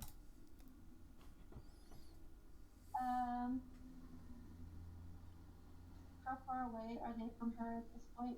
She would be about in the middle of the group. This one is still 10 feet up from you. The other one is about 15 feet. Okay. She'll go for the one closest and just cast Ice Knife on it. So it's gonna be a 19 to hit. For the closest one? Yeah. That hits. Right. And damage is 10. Alright. So as you fire off this ice knife, it shoots straight into the gash that Tim had left and disappears within its body. And then he hears, and then he hears as the ice knife explodes from the inside and completely destroys the torso of this creature, spattering grey blood everywhere. It still flies kind of like a diseased bat for a moment before it says, and Jinx, again, you understand this. As it's falling, it says, "Protect her," as it's looking to the other devil. Is that your turn, Skoda? Yeah, that'll be it. Okay. And Akira. I'm gonna go ahead and release that crossbow well, I had prepared. Yep. Make an attack roll. Ranged attack roll is what I was trying to say. Attack range roll. Ooh, yeah. And on any of the flying, have you still got a flying one left? Yes.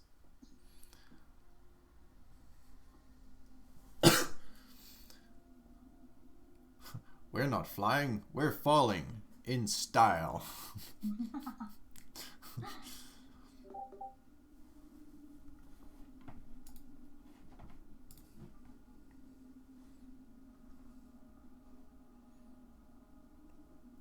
Okay. Is that 11? A 11 hit. Fortunately, that does not hit. Yeah, I figured as much.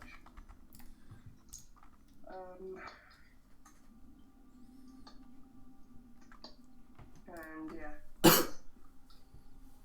That's it? Never it. Okay. Alright. Did you want to move at all? Also keep myself behind Edith. But that's about it. Okay. Alright.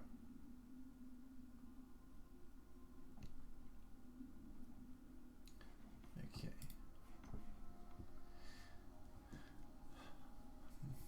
Alright, so you guys are busy sort of trying to attack these things, and in that moment, you hear some conversation happen right before they begin to attack.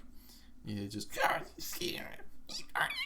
from the small one up the top and the spine devil that's busy flying there. And then you hear this from somewhere in the vicinity that you weren't aware of before. Jinx, what you hear is them say from the spined one to the what looks to be an imp up on the top, "It's too late. We need to protect what we're here to guard." And he says, "Yes, master." And then you hear this, "We'll take care of them," from the one behind. And in that moment, the imp seems to jump off of the spined gateway. And as it sort of free falls down, when it gets to the center of this massive doorway, it seems to furl its wings out and stop mid-air. And as it hovers there, it seems to go, and it explodes. The entire, like the imp's body just explodes.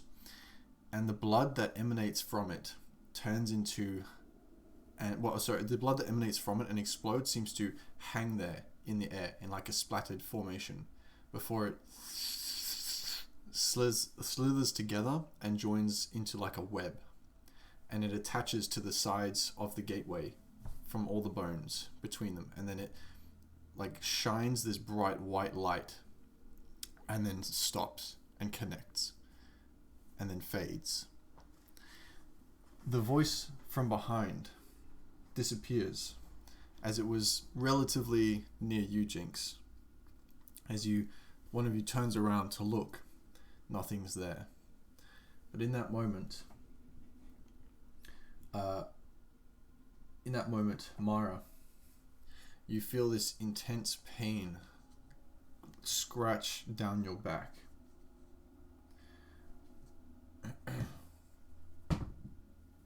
That's going to be a 18 to hit.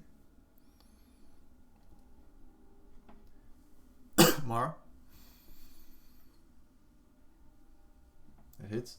Alright, so that's okay. Yeah.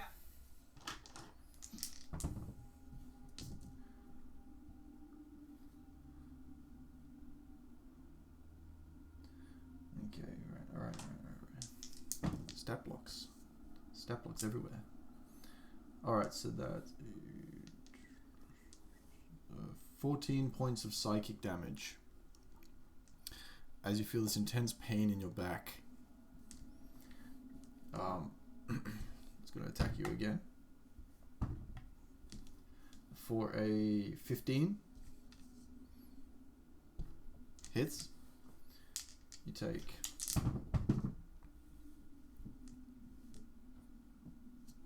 9 points of psychic damage. As you turn on the spot, feeling this intense pain in your back, you are greeted with what at first you think is like this brutish orc. As you look a bit closer, the skin is like a really, really dark shaded purple, but only just. The eyes are these small slits with small white irises. The teeth have these small tusks that protrude from the bottom jaw with sharp canines lining between them. The lip massive, and everywhere on its body is skeletal, except it's all covered by a very thin membrane of skin, like a purple, dark, grey skin. It looks like it once was super bulk and muscular, and now has its membrane skin forming and pulling taut across its bones. And in its hand, you can see is just these razor sharp, obsidian lined, like basically claws. And it smiles at you as it does so. In that moment, it just disappears into the black.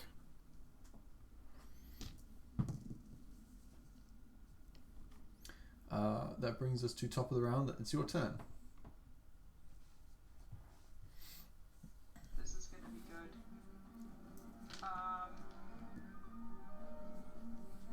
Okay, so if I'm reading this correctly, I have to spend the base amount correct just to cast a certain level spell, and then whatever it says on top of it. No, because you're already using blood to cast it, you don't need to meet those requirements. Okay. This one does say 1 more damage to myself, which is fine. I can do that. I'm gonna cast Crimson Mist. Okay. Because I don't see where this guy is going, and I don't like it. I'm gonna cast it directly in front of me.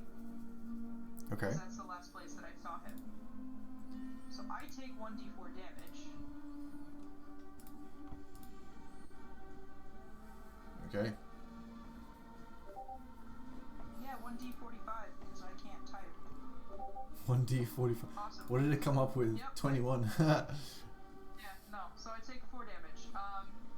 But a 20 sphere Wow. A red mist appears in front of me made of my own blood. And it's going to cling to anything that is invisible and show me where it is. Okay. Sorry, I don't know what happened there.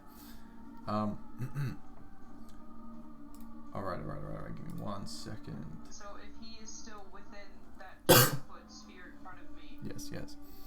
So, this shroud of blood seems to stream out from your body and coats this a very slight spherical sphere, 20 feet in diameter, in front of you.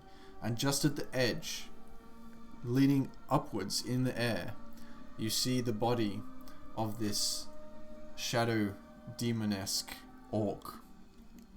And as it looks down and it looks at the blood that clings to its body, it's like... And Jinx, you hear it say, "What is this?"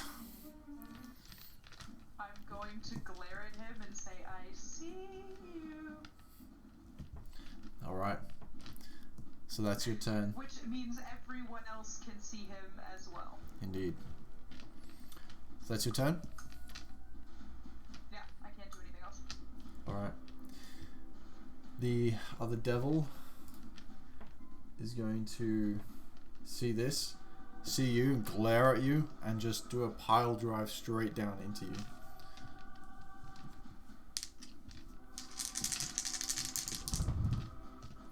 Wow, that's a natural 20, a 14,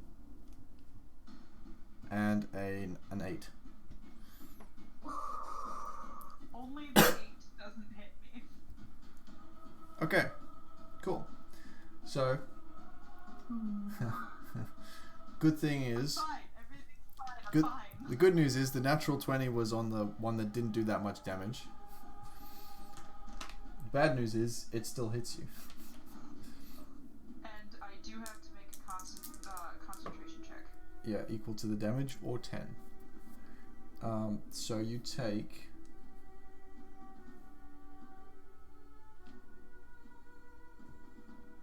Oh, sorry, rolled the wrong ones. I'm doing the wrong one. There we go.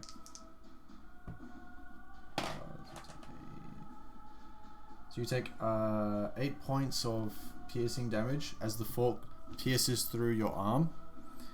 And then...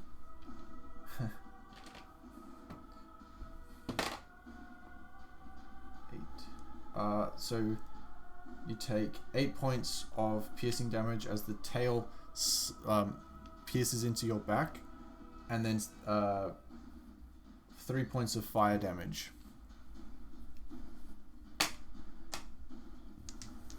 And then it's going to fly back out of range, and it's going to fly sort of outside the sphere. As I get stabbed and slashed, you guys can see the blood like pour out of my body and drift up into my hair. Okay, so that brings us to Jinx. Sweet. So can I still? Is the red still clinging to the invisible form? It is. You can see it. I have to make a concentration check. Can make a concentration check. It was Which is 11. Correct? Yeah, it was 11. Which I believe, unless you roll below 2, you succeed.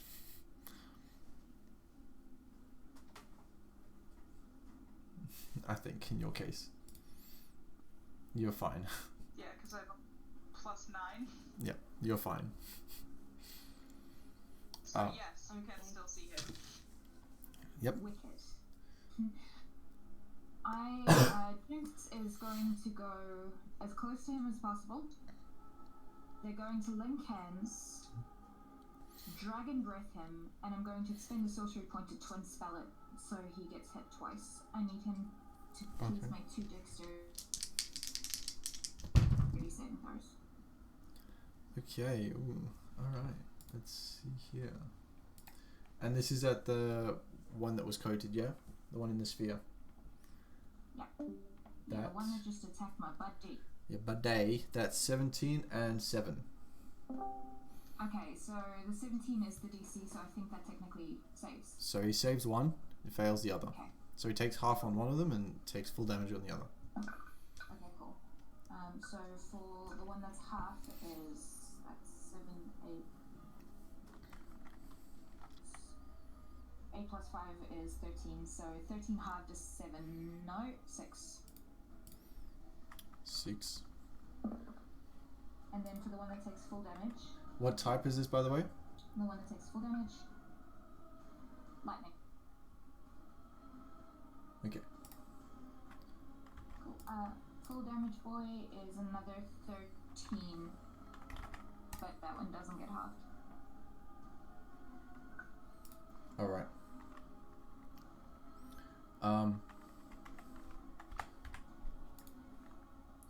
Okay, so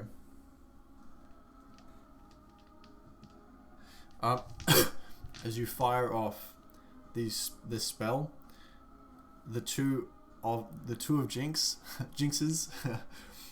they link arms, and as they both cast the spell, it twirls and twirls, spinning into a highly rapid centrifugal force of lightning. As it strikes this body, it seems to pass straight over the body of him, cascading around his skin and then flying off, singeing all the blood within the sphere, and then straight off into the background, into the clouds, like sheet lightning through the black clouds.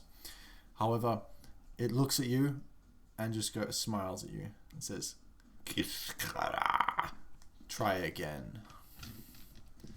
It unfortunately, it doesn't seem to have affected him. Okay. Quick question. How are you in terms of like, if I've already cast it's not technically a spell, so I can still cast another spell. It's an action because it's a concentration thing. What? So I can cast another spell, right? Why? Because I want to cast another spell. I'm confused. Didn't you just cast one? I didn't technically cast one because Dragon's Breath is not a spell, it's an action. But then you've used your action. Yes, so this would be a bonus action. If you've got a bonus action spell, you can cast a spell. Well, no, I'm going to use my sorcery points to make it a bonus action spell. Using the quicken spell? That's the one. Then go ahead. Sweet. With that in mind, I'm going to cast Mirror Image. And now there are 5 Jinxes on the battlefield. You really love fucking with me, don't you?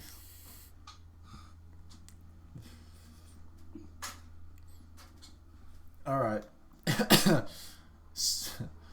Jinxes appear on the battlefield, all in like a semicircular formation in a way, around the party. Around Amara. Yeah. Oh yeah, around everyone. Yeah. Yep. Okay, cool. Is that your turn? Yes. That's me. Alright, Jinxes. Cool. Blah, blah, blah, blah.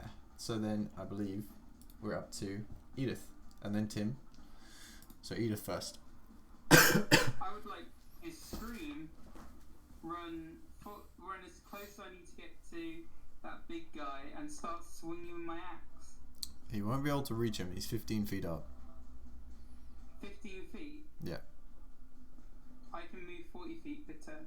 He's 15 feet upwards. Can you fly? For fuck's sake. I'll use my last javelin. Alright. Make an attack roll. Flying.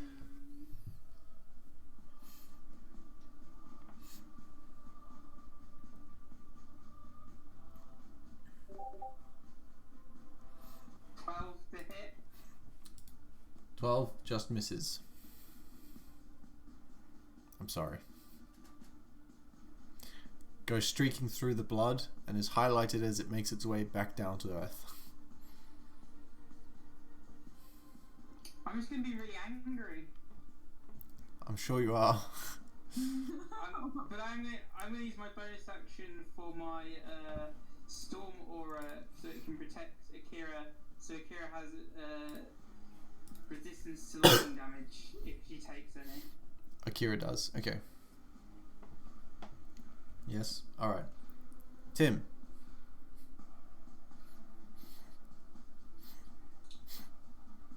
I can't hear you, bro. You're muted. About that. Are they all 15 feet off the ground now, or?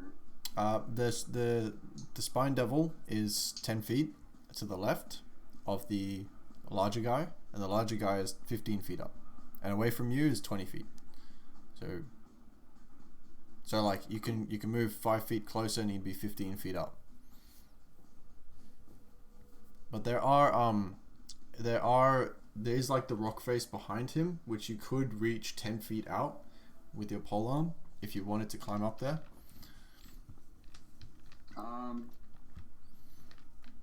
I'm gonna move, if I can, to where I'm able to reach that 10-foot one, but also be somewhat close to the other ones too. Yep. Okay. So you can find a little bit of an outcropping that's sort of midway between both of them. Yeah, hopefully try and kind of be in between them and the group. So yeah, they have to basically kind of go past me. That's not really this sort of ledge, like the outcropping of rockets behind them.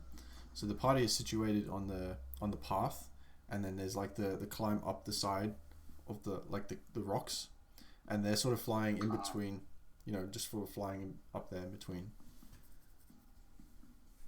Okay. Yeah, I'll run up there and wail away at the one that's 10 feet up. Okay. All right. So you make your way climbing up this really cold surfaced obsidian rock, and you manage to get to a point where you can attack them. I'll make your attacks. Coolio. And let me know which one you're attacking. The one that's... Oh wait, that's right. I'm a large creature. I got 15-foot reach. Oh. Yeah, I forgot all about that, man. I'm sorry. No. So yeah, I'm gonna hit the one that's the big dude that's 15 feet. So are you still moving up? Yeah, I'm definitely going for the big guy. Okay, so you're moving up onto the thing still. So, what's your attack? What's your 2-hit roll? I'm gonna use the neg 5 for Great Weapon Master. So first attack is 15 plus 9, but it's only 10, so 19 to hit. 19 hits. Alright, let's see here. You just want me to roll all the attacks first? Because it's going to be a lot of them. Yep. Alright, so I'm going to use second attack. That's even better. That's a 20. It hits. Now I'm going to use action surge to get 2 more. Okay. So probably not. That's a 14. 14 hits. Oh, damn. Well, that's bad news. Say all 4 hit then, because the next one was a 15. That hits. And then I'm going to use my bonus action to activate the Hog Room. So I gain bludgeoning, piercing, and slashing resistance for 1 minute. Okay. Alright. So let me go ahead and roll those, because that's going to be a lot of damage. Roll your damage, and this is a +1 glaive, right? Yeah, but because I did a Great Weapon Master on all the attacks, it's plus 14 times 4. So the base damage... Did you do all this with the neg 5 to attack? Yes, I did. That's a hell of an attack modifier, bro. I know, right? Okay. Yep. Show me how you cripple my precious enemy. Alright, so first attack, I gotta roll my stupid D8. Pesky You know what? D8s. I'm just gonna get a dice, because I don't want to sit here and A die. math this out. Alright, so I mean, what are we looking at? I know, right? I'm sorry. If I can get the damn thing to stay on. Alright. So, first one. That's 14, 16, plus 20. First attack is 22 points of damage. second attack is... Nope, I gotta roll it.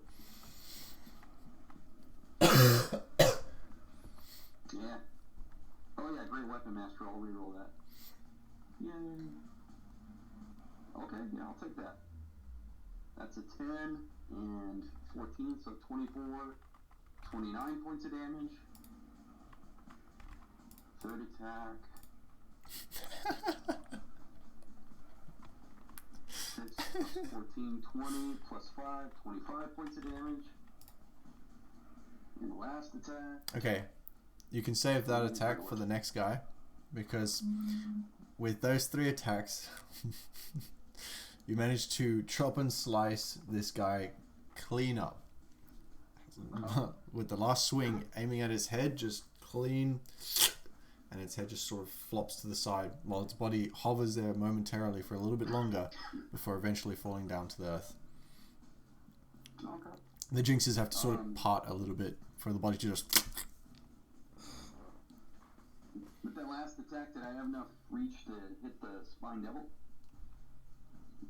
Did indeed. Because it would have hit 15. That hits. Alright, so last one is... I'm going to reroll that. I'm so glad I got Great Weapon Master. I rolled a 1. Dude, that thing is saving me. Ooh. 21 plus 8. 29 points of damage to him. Solid. Alright. You just cleave him in half.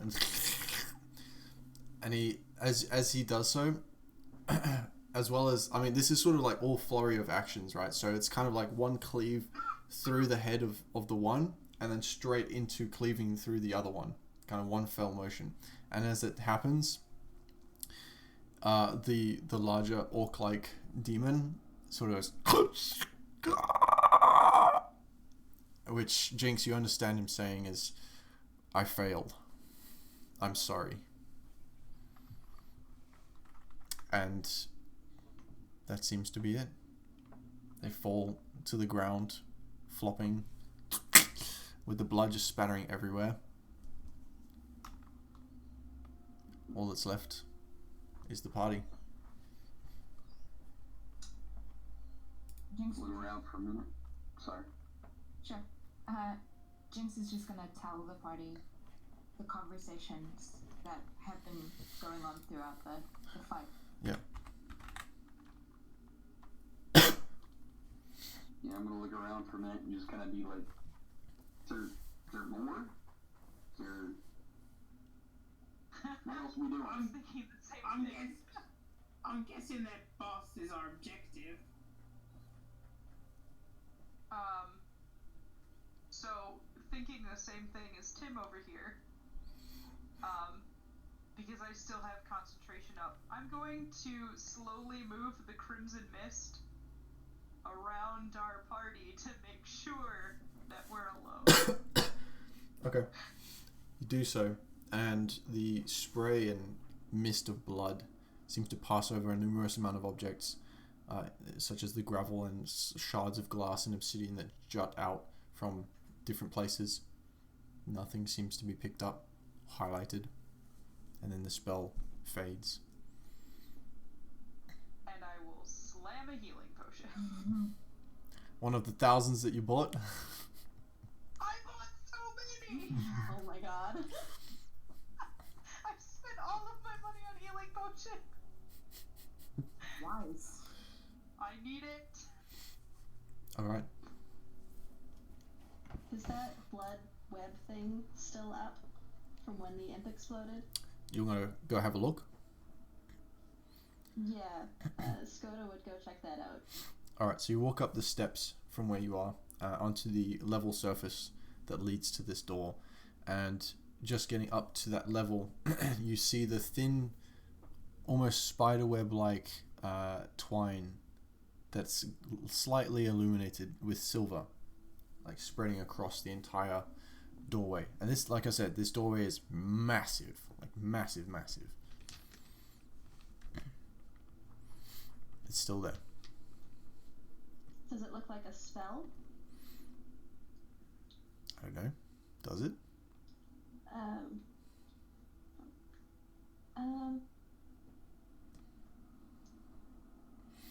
An imp exploded and web appeared. Okay.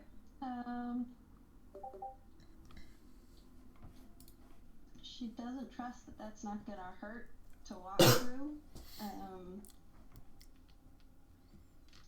She's gonna try Dispel Magic to see if that does anything to it, but I think that has to be a spell. What's the range on Dispel Magic? The range is 120 feet. Okay. All right. Make me a spell check. So that'd be a D20 plus your spell attack modifier, essentially. While that is happening, I'm going to take the empty vial that I now have and try to scoop in a bunch of that gray blood that fell down. I want to look at that later. Okay. Not Cal. Skoda got a 28. That 20, yeah. What? Hey, that 20. Okay. Hey. All right. So, you're taking up the blood from the floor from. The gray blood that you said splurted out before. Oh, I yes. try to just get even a couple drops into the empty vial that I have. You do manage to fill it. It's yeah. There's a lot of blood in a demon like that. Nice. All right. So, Skoda, you stand there and you start casting Dispel Magic, and as you release the spell, you can feel it connect, and momentarily, nothing seems to happen. You turn back to the party, and then you hear this. And as you look back, the spider webs are starting to dissolve and fizzle and burn from the edges straight to the center. You're standing be about 30 feet away from this door because of you just came up the steps and you didn't specify that you got closer. So as it reaches the center, it forms this circular silver piece as it starts to burn away like a dull orange that's been drained of color. And then as it reaches the very core of that, you see this explosion. And as it happens, you feel the warmth of the hot air as it reaches your face. But the explosion encases about 20 to 25 feet in front of the doorway. But it doesn't harm you. It doesn't affect you or your party. And it seems that whatever it was is now gone. Cool. She'll sort of gesture to everyone else. I think at least from the imp thing, the doorway is clear. I don't know what else might be there.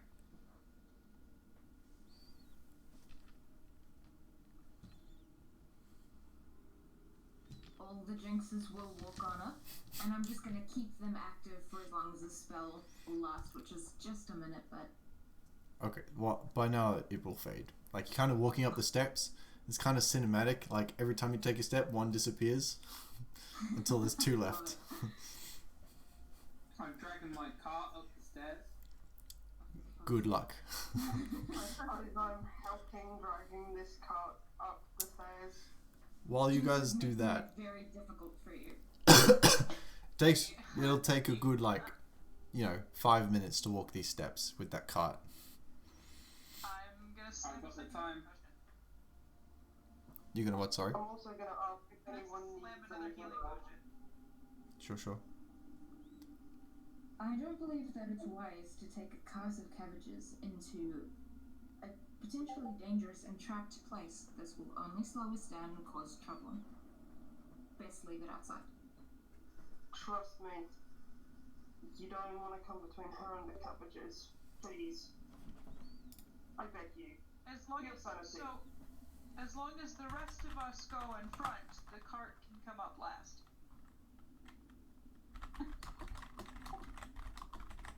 Edith is just speaking with disdain. She's not speaking. Your cabbages are not worth our lives. Leave them behind. They're right, they're worth more. There's only one of your life worth more than cabbages, and that's Kira's. Cool. DM, what's your, like, policy on PvP? Because, like, I'm a smack bitch. Let's just keep it flowing, okay? Don't let the cabbages become an issue, yeah. I was gonna say, I'll pat Jinx on the shoulder, say it's not worth it, and just keep going forward. You get the cabbages up, alright? Alright. Moving on. You're faced with this door, and I assume that you all stop about 30 feet, where Skoda is.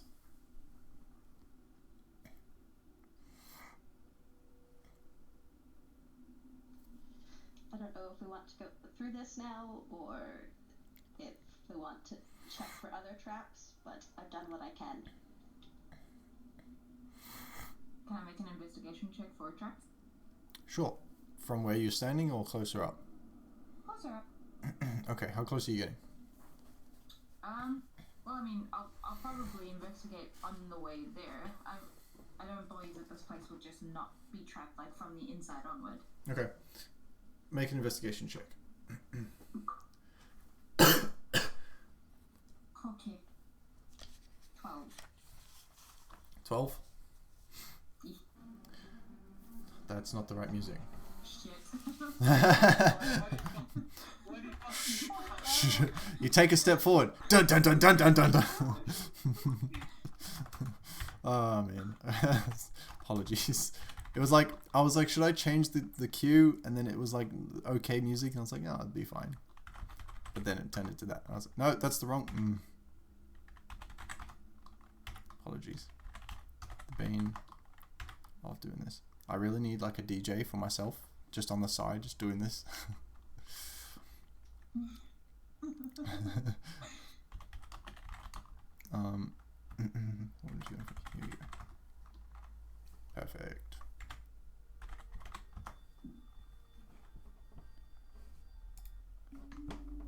Alright, so you got a 12, right? So you head towards this door, this ginormous door that seems larger than life itself.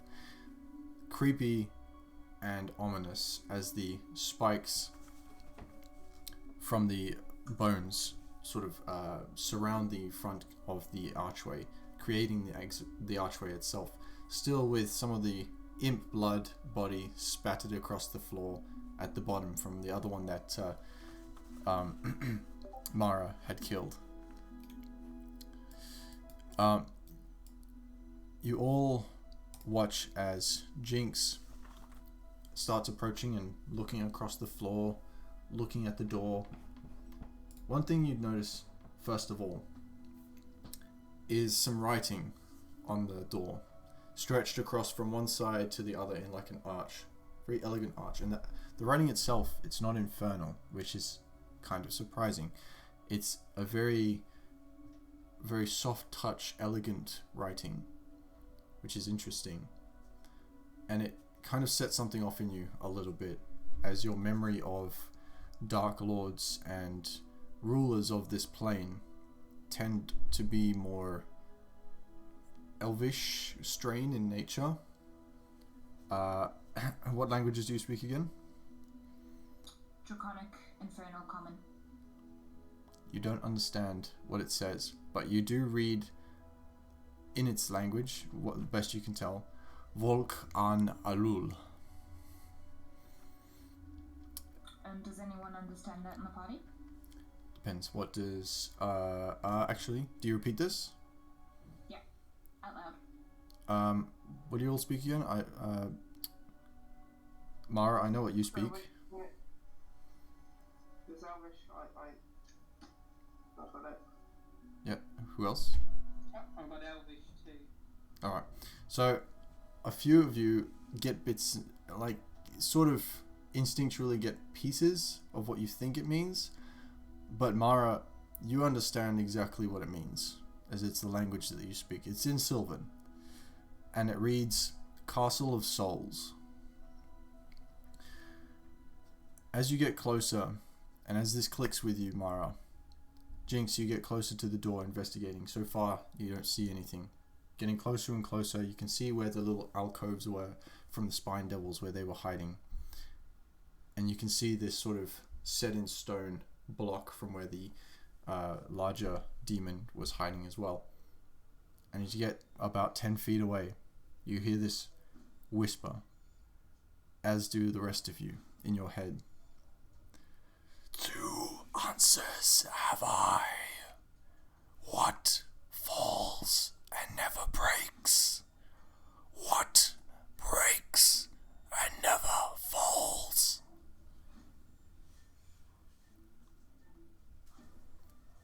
And that's where we're going to take a break.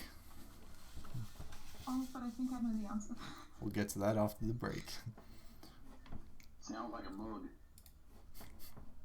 Alright, be back soon. Hello everyone, we're back again. We just had our break. Ha ha ha. Okay, cool. So, you guys are standing at the gate that just exploded, and you heard the riddle. Now, just to repeat it, the riddle was a whispered voice, says, 2 answers have I. What falls and never breaks?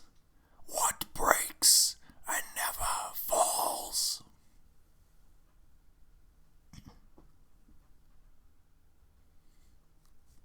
Who wants to take this?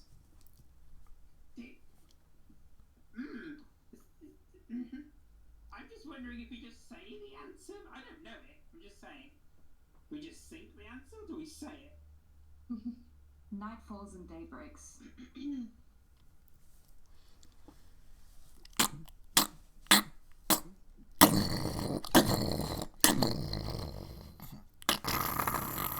And the doors start to open.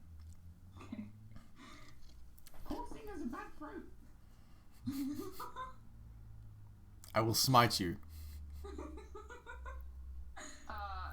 As we walk in, I am going to take out a single ball bearing and keep it in my hand. Alright, so these massive doors start to open, scraping across the obsidian and the stone below. And as they eventually reach to a point where you can all fit through, do you walk through? All you see beyond is pitch black. Even with my superior dark vision. Those who have dark vision can see the path ahead, but it's still, it's still like a dark environment. You're in the Shadowfell. I'm going to take both of Jinx's hands, because I don't have dark vision. It's okay. I'm going to grab onto my daughter because I don't have dark vision either. I'll cast Dancing Lights. You'll cast what, sorry? Dancing Lights, I'll chuck some Dancing Lights up. Oh, dancing lights. Okay. Again, the familiar thing happens where the dancing lights, whatever color you choose, they shoot up, and for a brief second it happens. And then they go into this bleak white light. Grey, almost. Still giving off light, but just colorless. Odorless like ammonia. Jinx will cast light on his horns. So, like, he does an image of glowy horns. Alright, you have glowing horns. Alright, so you start to make your way through, and this entranceway is basically deep into the mountain, and the path descends and gets, so the width of the length and the width of the door is the same as the corresponding amount of room that there is, and then eventually as you go further and further shrinks down to, I'd say, about 15 feet high, about 15 wide. The path itself that's leading down is this reflective obsidian path eventually, as the cragstone fades away and makes way to this obsidian. Eventually the entire walls themselves, including the ceiling, become this reflective obsidian as well. And it becomes almost dazzling and dizzying, as everywhere you look starts to reflect the light that you give off, and it gives weird, disorienting images or feelings as the way the light falls.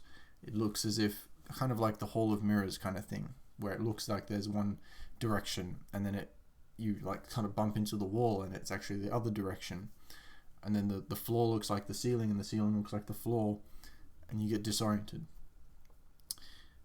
Eventually though, after about an hour and a half of walking, descending and descending and descending, I'd like all of you to make dexterity saving throws. Can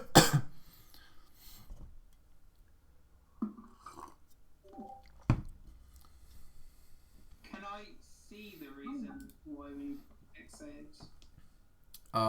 You would have advantage on... Though, no, you wouldn't, because it's technically not it's not technically a trap. That's why I was asking, just because if I can't see it, it makes no sense. The danger sense would play a factor.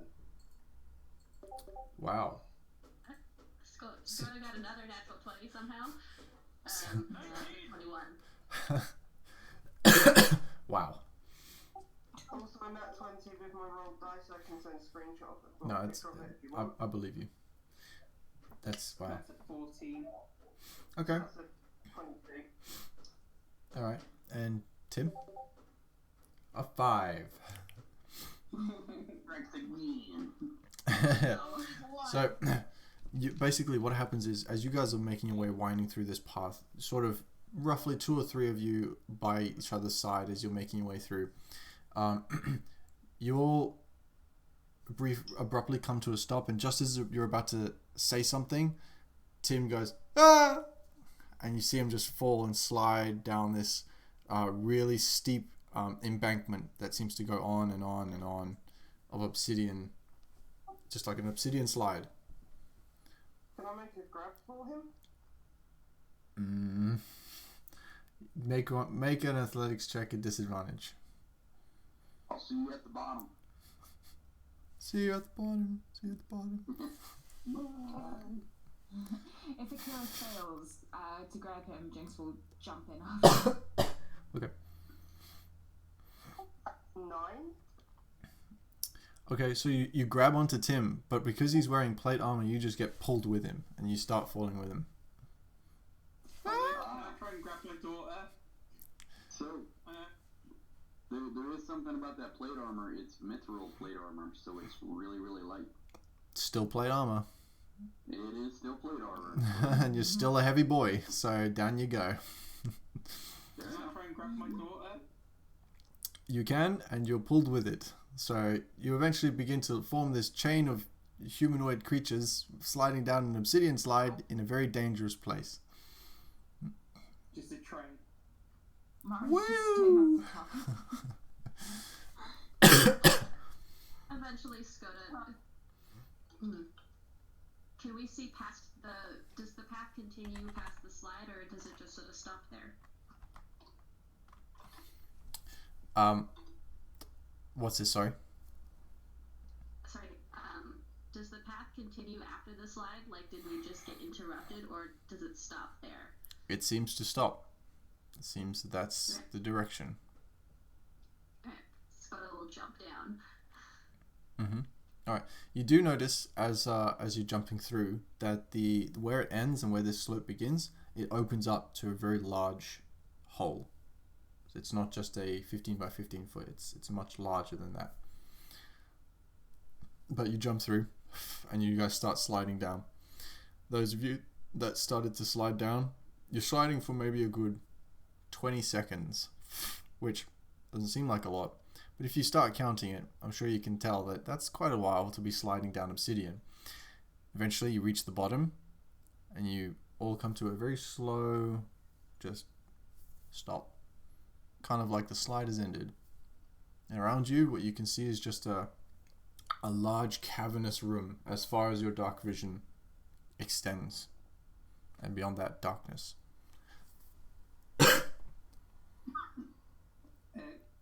Edith is gonna fucking and wrap her arms around Ikea and go, are you okay? You okay? You okay? That was fun. Let's do it again. No! It's actually pretty nice. Did Jinx go down or no? Mhm. Okay, well, it's just me. And I just kind of look down and I'm like, well, shit. 4, and then I slide down. 4. Okay. You guys hear this? 4.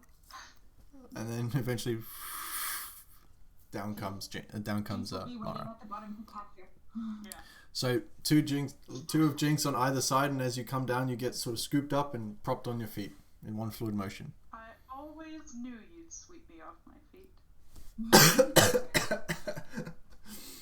You and me, Just baby. not here.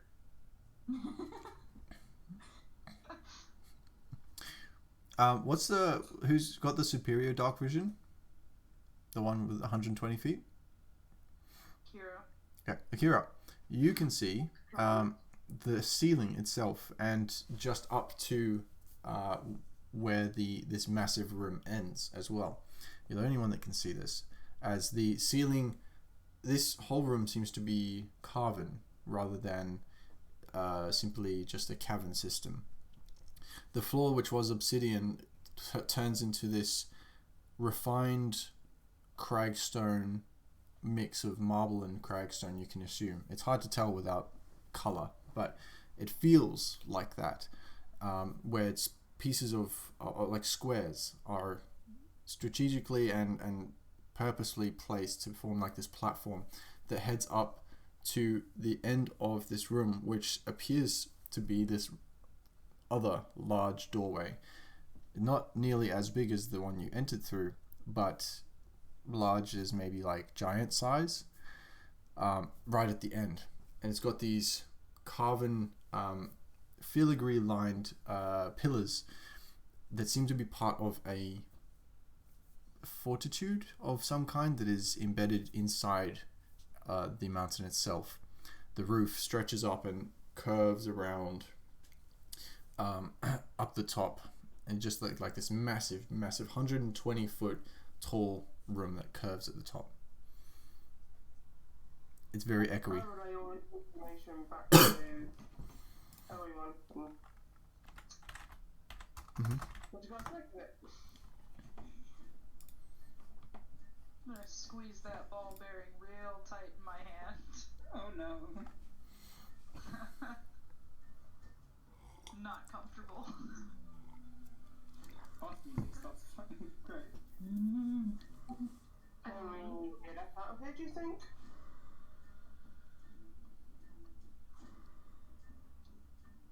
I mean, you're the one that can see everything. I can't really see much at all. Does it look like we might be able to just like climb back up the slide if we're careful? If you have the right equipment, or if you have the right spells. You hear in the distance this, and then silence for about 2 seconds, and like a slapping sound, like a wet slapping sound in the distance. Sound is familiar. We should head towards that sound.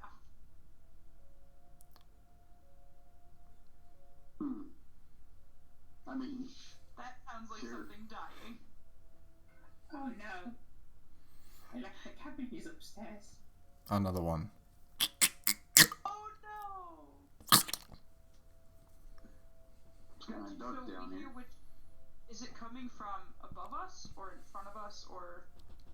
The initial sound seems to be coming from way above you somewhere. Then the secondary sound seems to happen down this big empty room.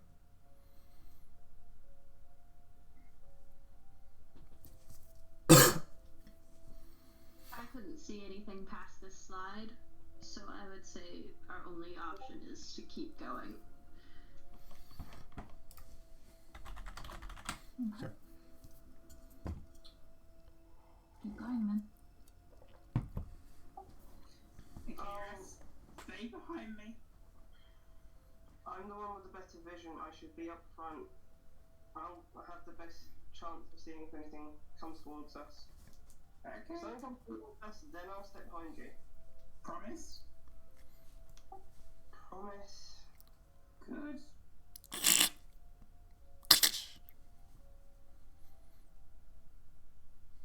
What are you guys doing? So I think we start making our way forward.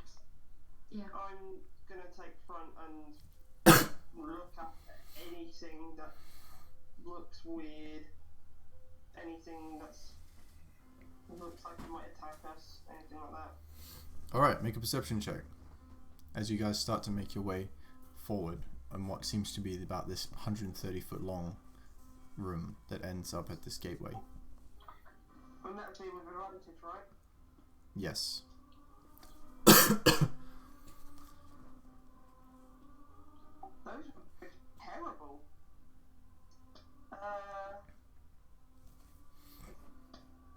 After 13, I rolled a 5 and a 2. Okay. You see in the distance that something looks different about your landscape, but you're not quite sure what. You can't put a finger on it. But there doesn't seem to be any immediate threats.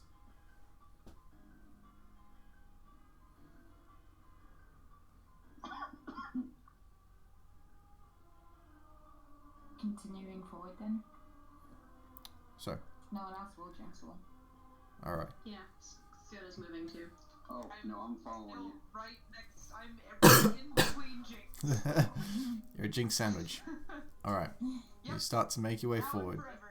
Okay. You start to make your way forward through this room. For the sake of it,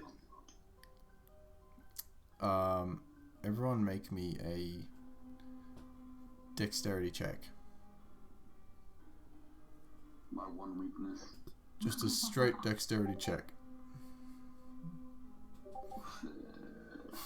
Wow. There we go. Real good rolls, guys. Oh shit. What? Yeah. Look at that. Tim finally pulls through. I got a 3. No. What did you get, Jinx?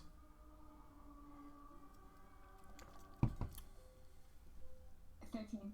13. Okay.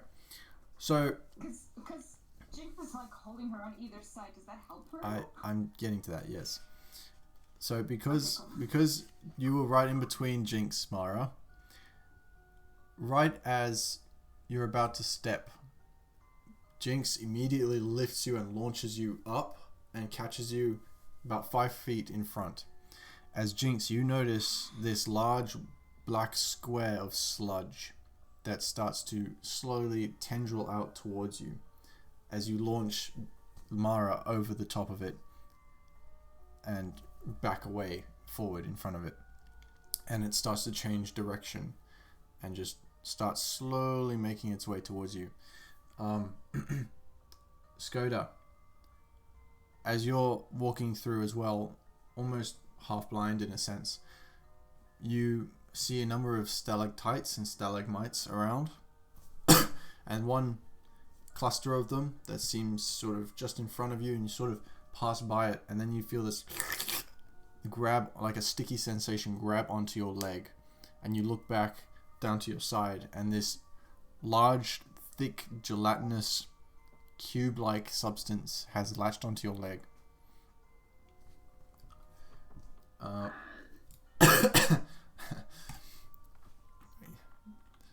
Hang on 1 second. Oh no. Oh Well, no. that's not right. Oh no. Yum yum yum. Yum yum yum yum yum. Oh no. Yum. Looks like you may got game. Skoda might produce flame and sort of put it near the goo on her foot. And she'll take the damage if that's necessary too. But Okay. But wait, there's more. of course there is. Wow. You that take- damage is on my back. You take 9 points of acid damage as it attaches to your leg. Roll your produce flame thing. If it's possible, Jinx will also try and like over and try and pull her out of it. Strength, that bitch.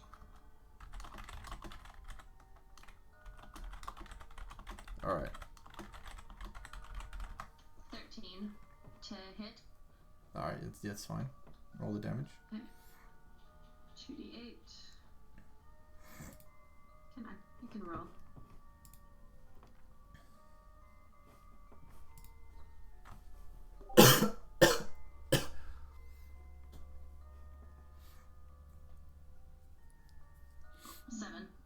Seven. Alright. Mm-hmm. So, as you produce flame, which is like this pale white light, and as it bursts open, it sort of severs some of the tendrils, and then it recoils a little bit, and then it begins to continue to make its way towards you. But it's let go of your leg for now. Okay, she'll skitter back then.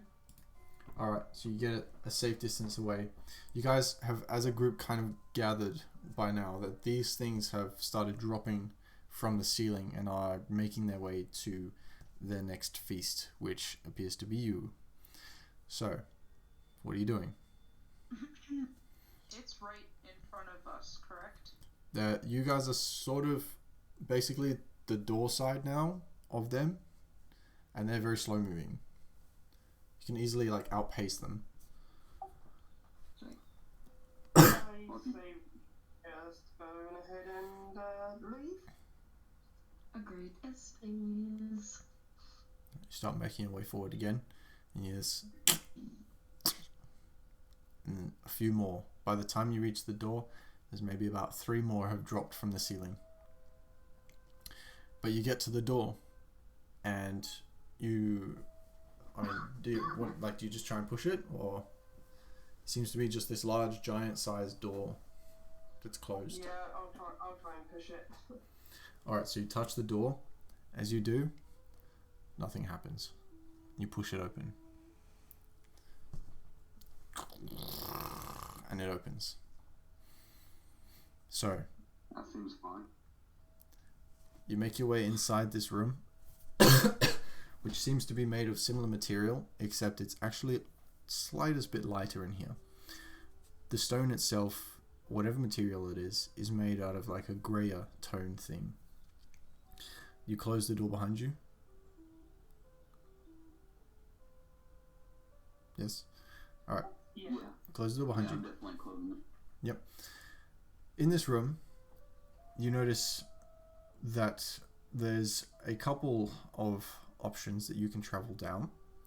However, there seems to be one distinct passageway that is guiding you towards the right hand side, whereas all the other doors seem to be either barred or outwardly chained and locked.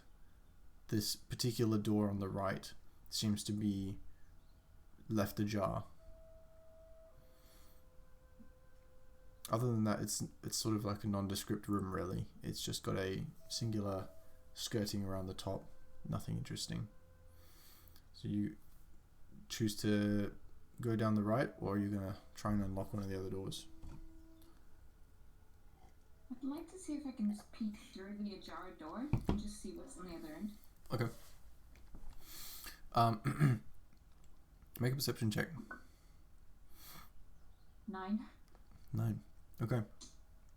As you peer through the door, it seems to lead to a large hallway that has multiple pillars dotted until the stretch of your dark vision ends. In between these pillars, it seems to have drapes of a light grey colour, as there's no colour down here. And there seems to be some sort of pattern on it, but you can't quite see from this angle.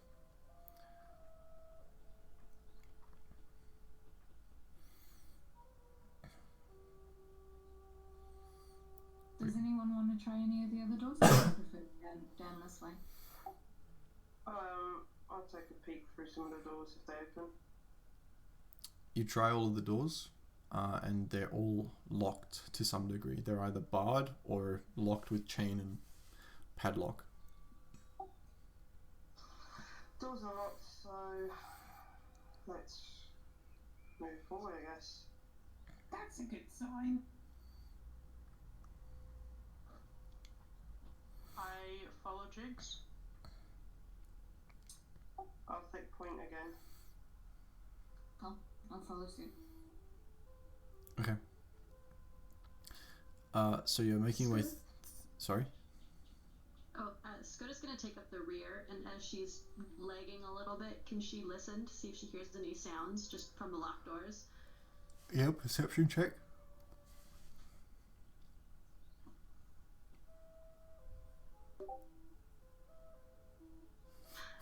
27.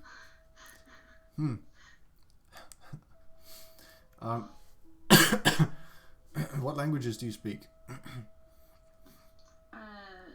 Druidic and primordial. Yeah.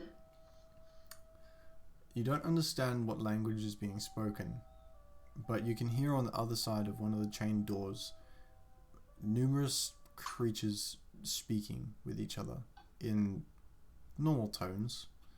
Doesn't sound hushed or otherwise loud, but they're talking, it seems.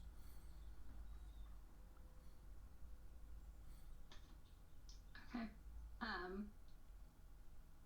She'll let people know that there's people behind there, but if they don't seem like an active threat, she'll leave it. Okay. Can I listen to see if I can determine what language it is they're speaking in? Yeah, once you get closer up to the door and Skoda points it out, you press your ear to the door and you can start hearing these voices. What languages do you speak? Draconic and Infernal. It sounds familiar, but it doesn't quite click. Right. Okay. So, do you guys make your way through the other door? Okay. Making your way through, entering into this large hallway, the end that you're coming from seems to be just that, just the door with the pillars continuing along towards the path that you're heading. The drapes you now see that are hanging down from the ceiling are excuse me, a good 60 feet up in the air, draping down the walls.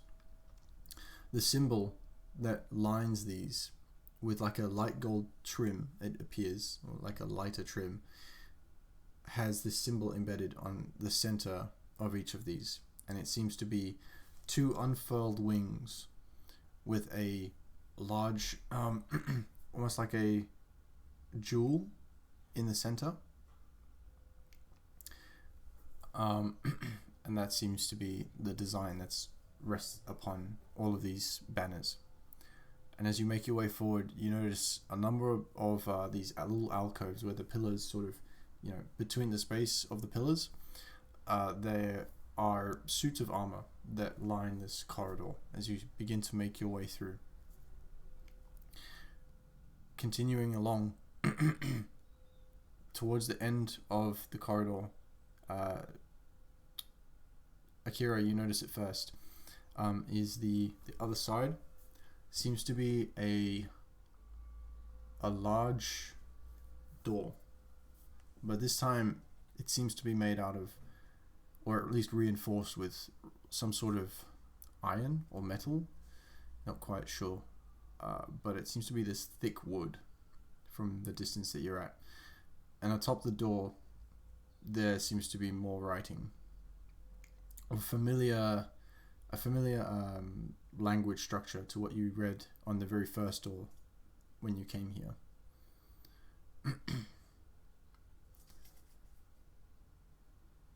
Guys get closer and closer before eventually you're about 20 feet off. Oh no, okay.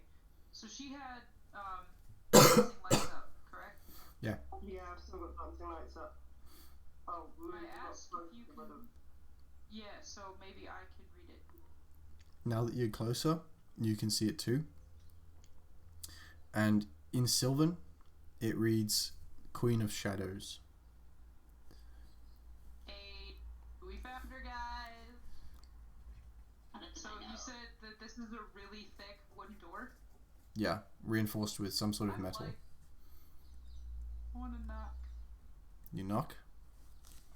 Yeah. It's like this. I mean, it's like a super thick door, so I don't know if it like actually goes through, but I know. It does.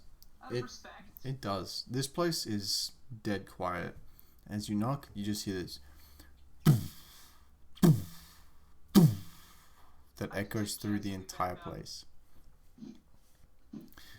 I run and hide behind a pillar. Behind a what? One of the pillars. Alright.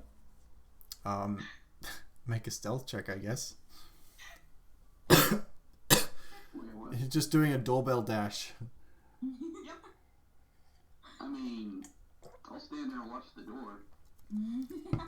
I'll be like, where the hell did he go? I have the same expression in my face, like, what's going on? I mean, you hear the footsteps coming, guys. Yeah, I know. I'm not worried. I'm going ahead and like move behind Edith and then see if Edith tells me to move away. Jinx will just like put their arm on the shoulder of Tim and just like hang out with him. I know, right? What are they running away for? That's so weird. Skoda's up there too, just a little bit farther back. Literally the only one who ran away.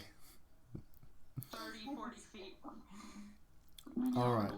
Just like, I don't know what's going on. Little bit of distance. Little bit of distance is what I really need.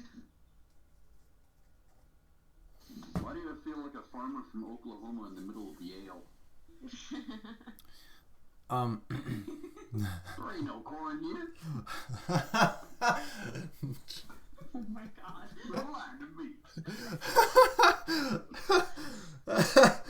Throws the hat down on the floor. No. You said way too much like my uncle, man. Hey, I grew up on the farm. I know how that is.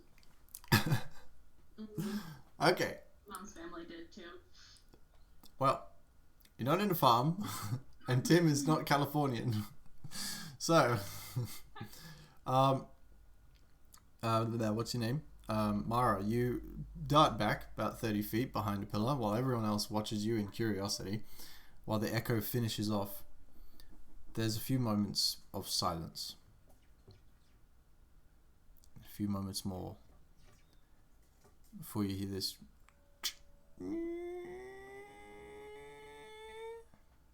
And the door opens. Slowly. Both of them at the same time.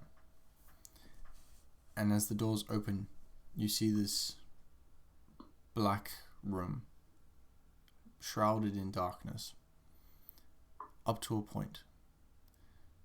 It seems that the further in that this room proceeds, the darker it gets. But you can see up to about 15 feet where the stone is this grey plain stone. Yeah. I'm gonna shout hello in Draconic. You hear this voice call back from inside the room. Oh, hello. Please, come in. Oh, I'd be very happy to. In that moment, you see the darkness part in the one column center, and it reveals a path straight from the door to the back of the room. This room now appears to be far deeper than you thought. It goes back to where the darkness begins again, about maybe 100 or so feet. And at the very back, where the shadows envelop, you see this humanoid figure sitting on a throne. A large golden throne with red throws and filigree lining the pedestal that it sits upon. You can see a number of chairs just at the very edges on the left and the right of it before the darkness shrouds again around that. And atop this throne you see this humanoid figure that seems to be fairly small for the throne, but you can't tell much detail past that at this distance. And you hear the voice call again. Please, come in.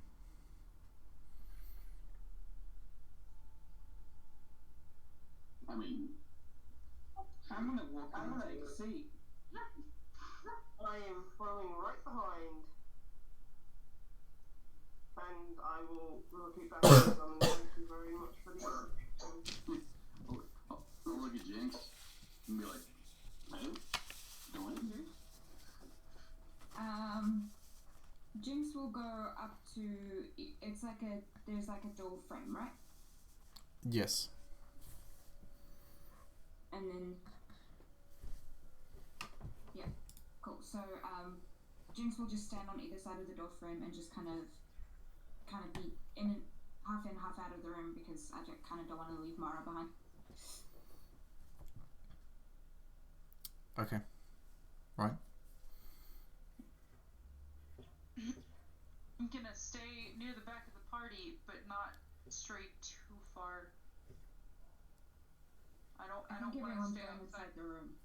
Well, yeah, no, I'm saying I'll go inside the room, but I'm not gonna like walk right up and sit down. I'm still gonna keep my distance. Hi, I'm Mara. How can I do? Like, I'll be right inside the door. Yeah, okay. I mean, Tim will go in and kind of lean up against the wall, just watch him. What wall? Is there walls in here? Maybe. Can't see them. Oh yeah, that's right. I'm pretty much blind. I'll stand there and look around confused. Okay. Edith, I'll stand between Tim and Mara and my. Okay. Sure.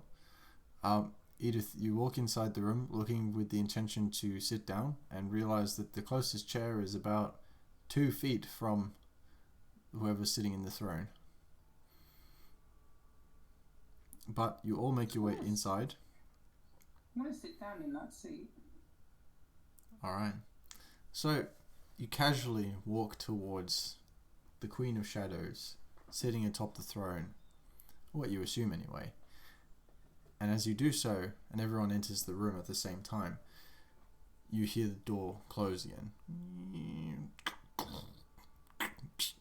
And lock. The shadow opens a little more to reveal a little more of the room. Excuse me. What it reveals is a banister, a wooden banister on the either side, about 15 feet from you, left and right of the room. Beyond that, you can't see.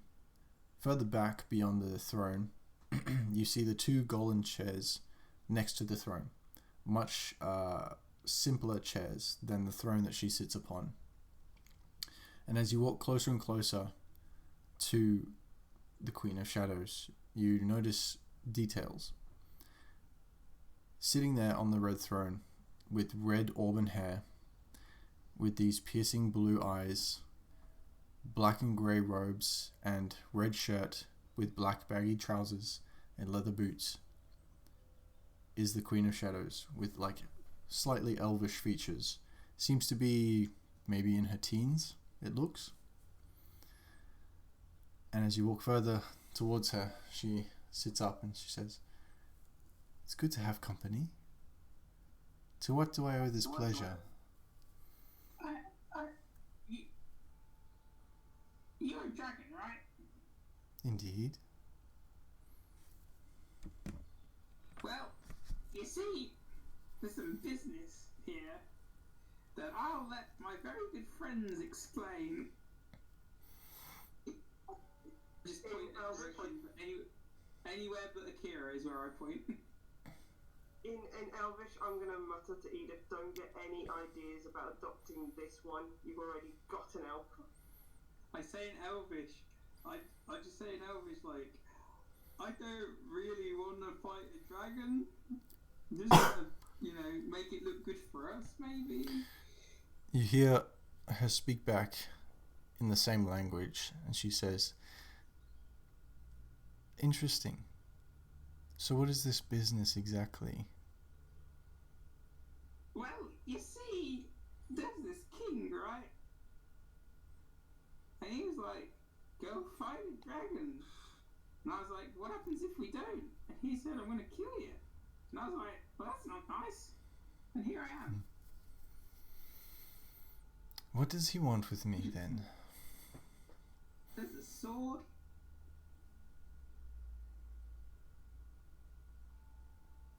Very interesting. So, a fool's errand, Summoned by a king that wants you dead. Sending you after one of the most powerful dragons in all of the lands. In my domain, at that. You don't smell of this world. Where did you come from? Checks myself real quick. No. Just showered. Funny. I try to be. Operative word being try. Oh, my feelings. I'm waiting. The material plane. Ah. Material plane, The land of greed, as I like to call it. So, what brings you here? Then, to die or to fight and die? You said it. Agreed. I mean, if we can come to an arrangement where there's no dying, that Is there maybe like is there maybe like a third option? You see her lick her lips. Do you like cabbages? That depends. What kind of arrangement are we talking about? Pardon? That depends on what you want.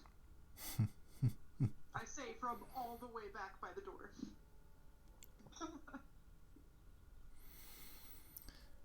Don't think you're any safer there, young one, than you are up here. I tend to be more effective at a distance. I'm not doubting your effectiveness. Smart then. So what do you have to offer for this arrangement where you save your lives and I don't kill you? I have a cart of 120 cabbages in this place. If you like cabbages, it's a good deal. If you don't, I guess it's a bad deal. Please don't hurt me. I I just stare at have her. abilities like none I've ever seen on the material plane. As far as I know, I am one of a kind. Interesting. Cabbages, not so much. They won't last long in this world. That's fair.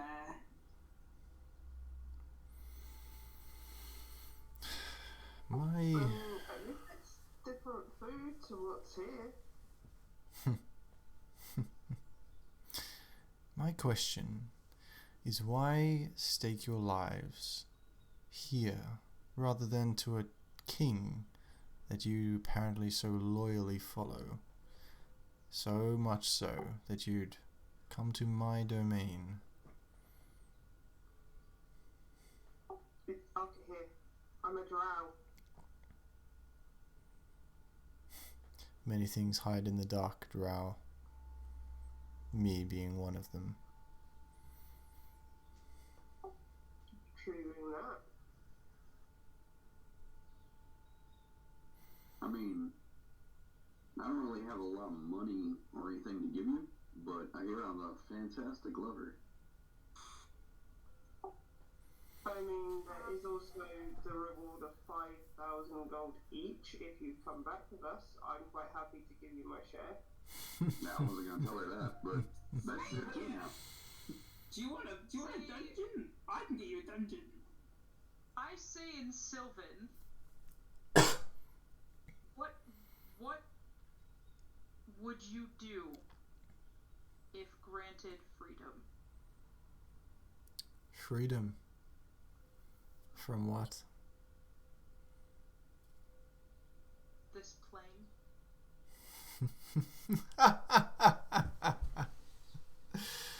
I rule this plane.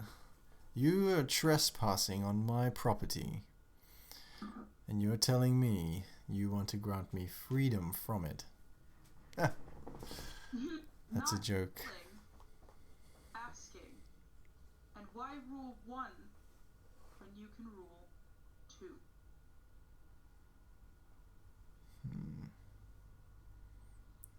Well, you make a point there. But then, I wouldn't be much better than your king, now would I? And It's are not you? hard to be better than the king. Are you better than the king? Do you know of him? I know not of any kings of your world. And no matter to me. Then why would he send us for you specifically? Why else? Because I'm powerful, I'm beautiful, and I hold the land of this realm in my hands. There are far more powerful and beautiful creatures than you. Why would you say that? Is that so? Please, pray tell one of these creatures that you deem so beautiful that it would surpass me. Jinx just kind of looks over at Mara.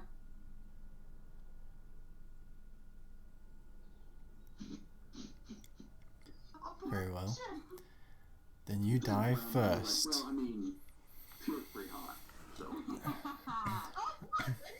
She stands up on her throne, and the darkness surrounds you all. I'd like you all to roll initiative. Can we go back to negotiations, please? Too late. I think I might need to be angry soon. I'd like you all to roll initiative, please. Akira, quickly make me angry. I mean, I say 3. 6.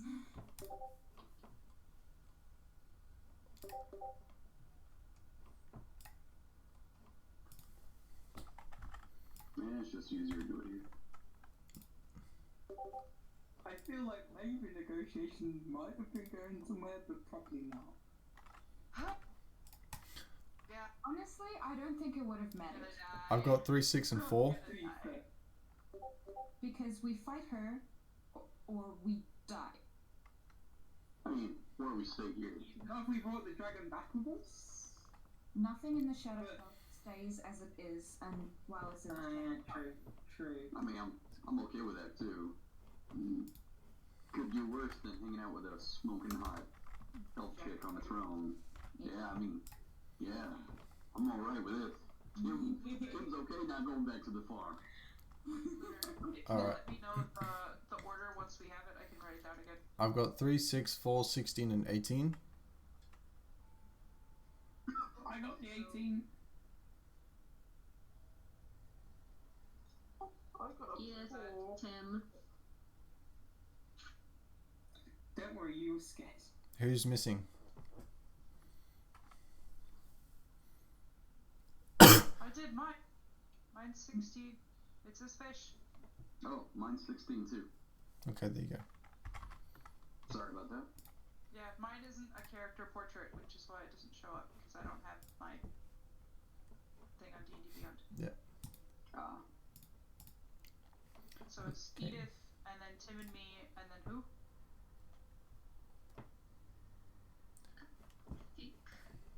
I've got lower than I'm 6. pretty sure I'm at the end of the fall. So that's not me.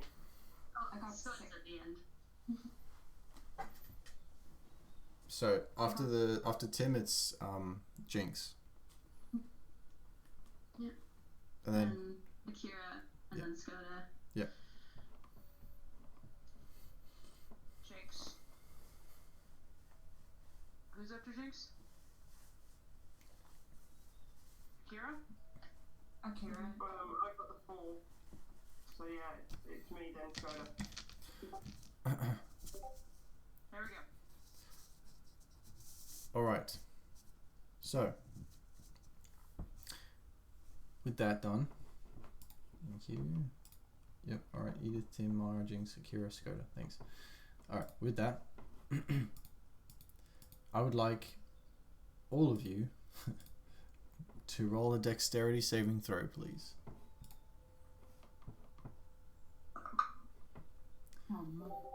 And Edith, you do not get advantage on this because you do not see it.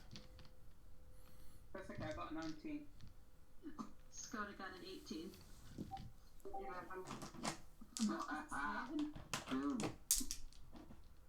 15. My boy. I got a Oh no, 7. Diggs! There's always one!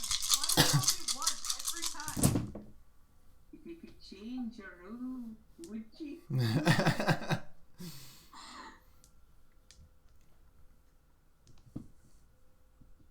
One rule to help me change my fate. No, it's just me boo. Why did they bend over bed?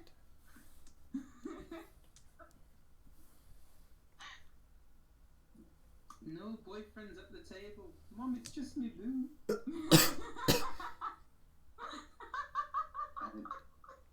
don't know where to go with that.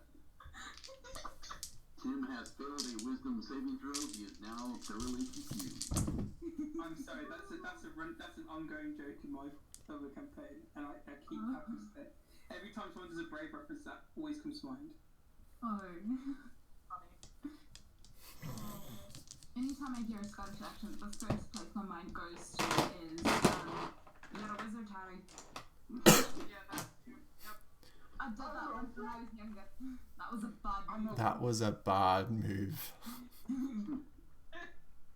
You're gonna go to Hogwarts, you're gonna get a shitey owl. You're gonna learn spells and shit. You're a wizard, Harry. And you're gonna Listen here, love it. Listen here, Hagrid, you badger. Alright, enough. It's just too much fun. So, dex saves. We got an 18, a 19, a 15, a 5, and A 7. a 7. 11 for me. 11. Okay. Alright. So, Skoda and Edith, you take half damage. The rest of you, take 57 points of necrotic damage. Ouch. The ones that take half damage take 28 points of necrotic damage.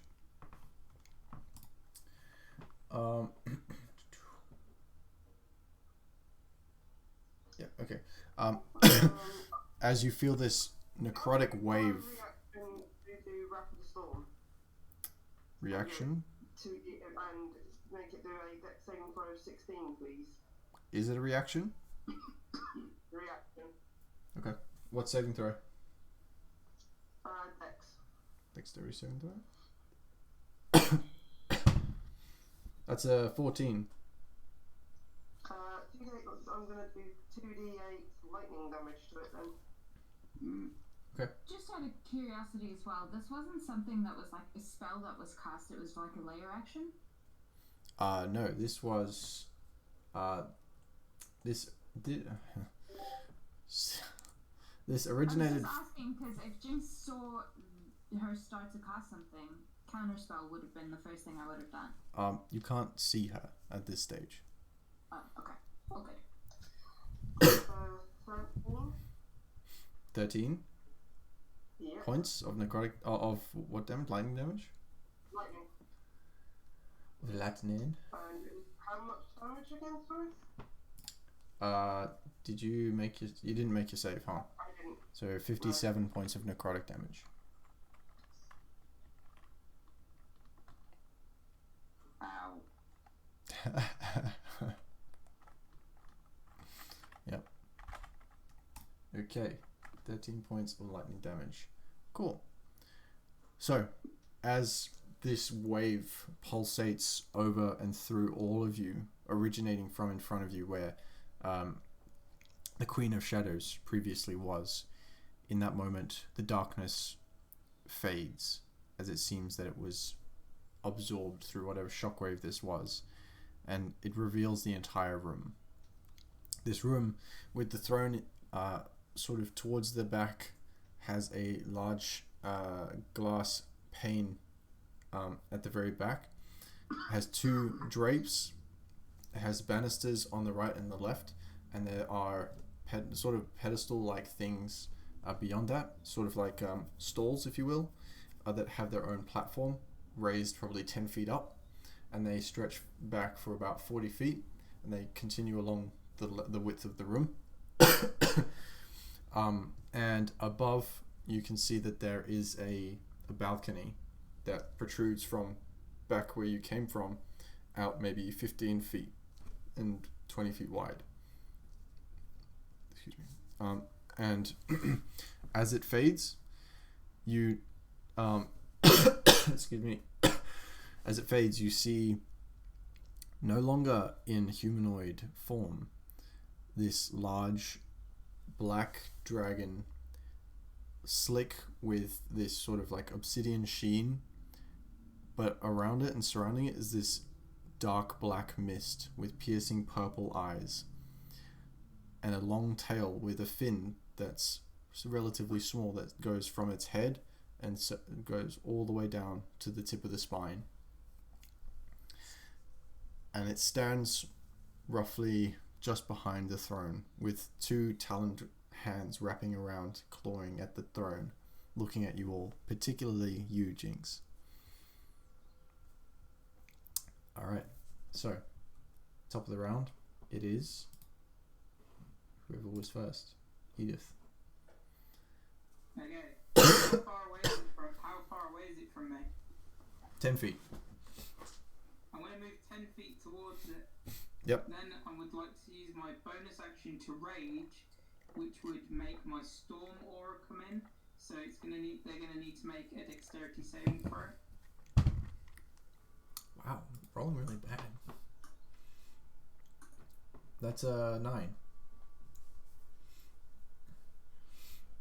That's a failure, so they're going to take 2d6 lightning damage in a second.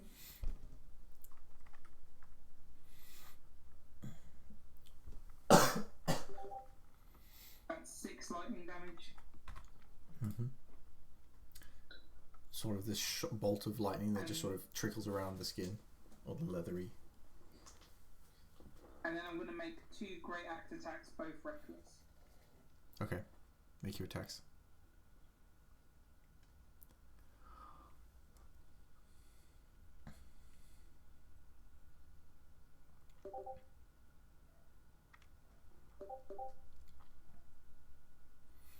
Destroy against Fancy. Go, baby. Machete and dragon. I failed my seduction. I know. Okay, so that's 16. No, it'd be an extra plus 3 because I'm raging. My mind.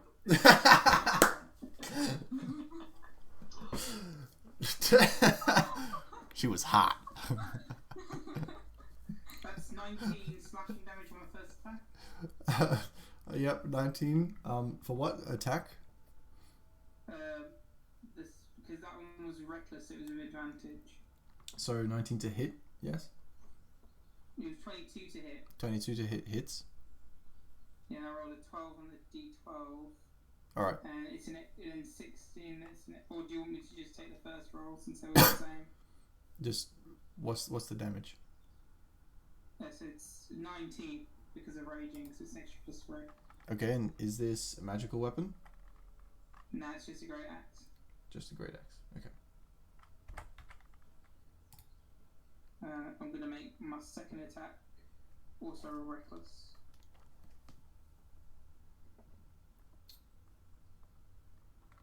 Okay. Yep. Go for it.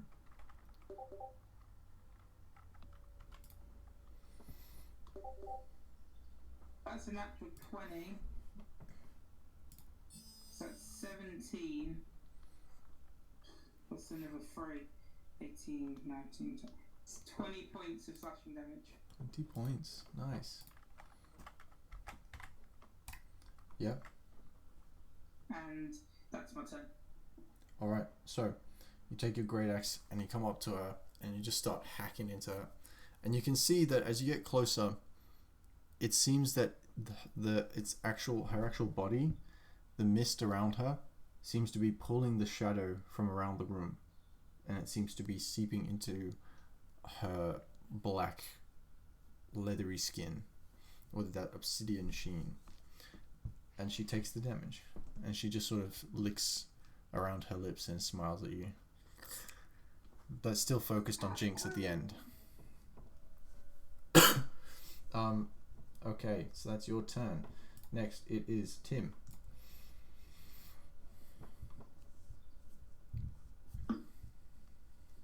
I am going to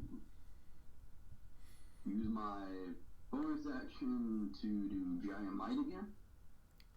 Yep. And I'm going to run forward, get about 10 feet from her, and start slashing away. Okay. Make your attack rolls. Alright, I am going to use my attacks with Great Weapon Master, so they'll be at that neg 5. Alright.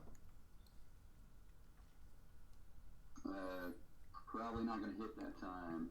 9. Does not hit. Nat 20. That hits. So what were your rules on that 20 again? It's double the dice, or double the damage. It's up to you. But usually I go double the damage. I usually go double the dice, like roll it twice. Oh, okay.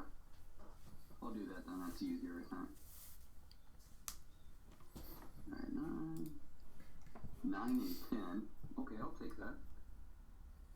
Solid. Now I gotta do mine.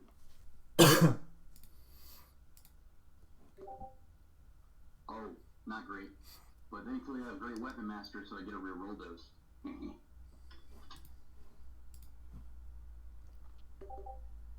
Yeah, I'll take those. So 8, 19, 14.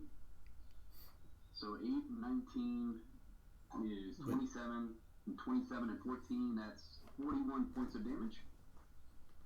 It's a lot of damage. It is. Alright. He brings the damage. Okay. And 41 she points. needs to... Oh, no, never mind. That was a bonus action. I can't do that. So don't worry about that part. Alright. Is that your turn? Let's see here. I want to make sure. No, she will need to make a strength check. DC 12. Not a very high one. 14. Yep, she beat it. So fire chains erupted, and she said, "Nah, I'm good. I don't do fire." Alright. That'd be it for me. Alright, cool. So, you run up to her, and just like Edith, just start hacking into her. And she does not seem that phased at all by your attacks. It seems that every strike you're doing is sliding along the obsidian skin that is reinforced with whatever mist she's pulling to her body. Even with a magical weapon? Even with the magical weapon. That's good to know. I'm like, you're hot, but you're a little crazy. So, Mara. I feel like shit. I'm gonna take the ball bearing that I've had in my hand and chuck it behind me 30 feet, and I'm gonna cast Symbiotic Summoning. Alright. And I'm gonna use my own health, but to cancel it out and do all the math and everything, which I already did, I take 2 damage. Okay. And I whip around with my back to the dragon, look at the imp and scream, "You do nothing unless I tell you to," and go around to the corner out of the sight of the dragon. Okay, so you're commanding him to go where? Well, it gets summoned wherever I toss ball bearing. Which is behind which is you. 30 feet in front of me. In front of you. Which it's in front of me now. And then I determined the level of which I summoned it at, and I did the math, and I take 2 damage. Okay. And I yell at him that he does nothing unless I tell him to, and then I move around the corner. Okay. So I'm just trying to picture where you are exactly. You came through the door. I'm in the door frame. Yep. So I go. Okay. Well, back the out. door's shut. So you. I didn't know that. I did that's say. Different. So how far in front of me is the dragon and the rest of the party then? Yeah. So the door's shut and locked, and in front of you, the dragon is about 100 feet. 100 feet. Okay. Okay, well then I'll toss it in front of me 25 feet. Okay. I don't want to hit any party members. Alright. And then I take the 2 damage and do the same thing, and I'm gonna hide if I can. Okay. You can attempt to hide. Although you use your action to cast the spell, so you don't have an action to hide. It's more just, But you can it's just more like moving to the side. you can hop over the banister if you like. Sure. Just as a note, I now have Devil's Sight. Okay. Okay. Just remember how far it has to be within you to gain that. Okay, cool. So do you hop over the banister?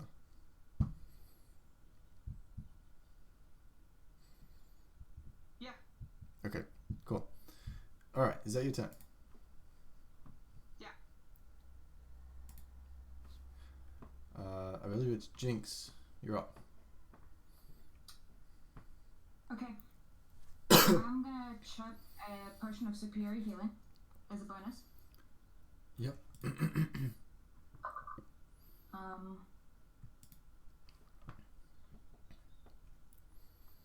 I just need to roll damage. The negative damage. 2 1s. Well done. That sucks. 5. Another 1. Another 2 1s. Well done. It's 5, 7, and 4. 7 and 4 is 11. And then 2 more. 15, 17, 25 HP gained, and then, as an action,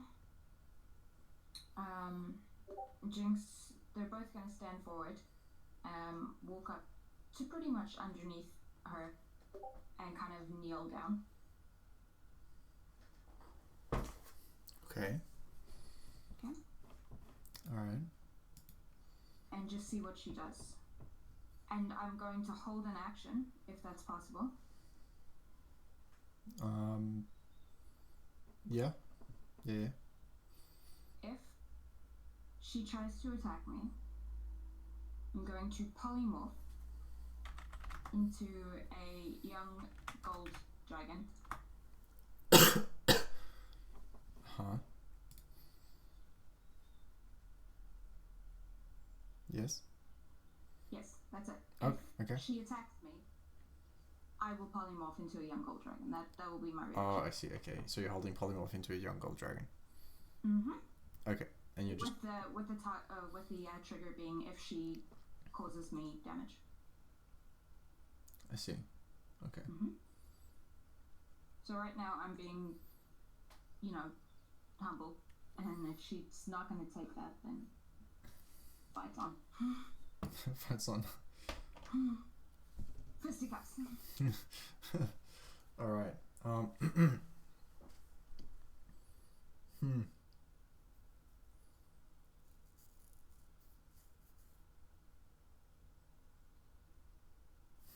Okay.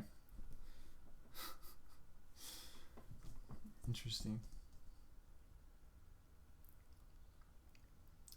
She's going to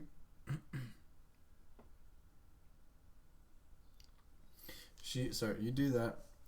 She's gonna kind of look at you and look around the room You can see the mist sort of billowing out of her nose.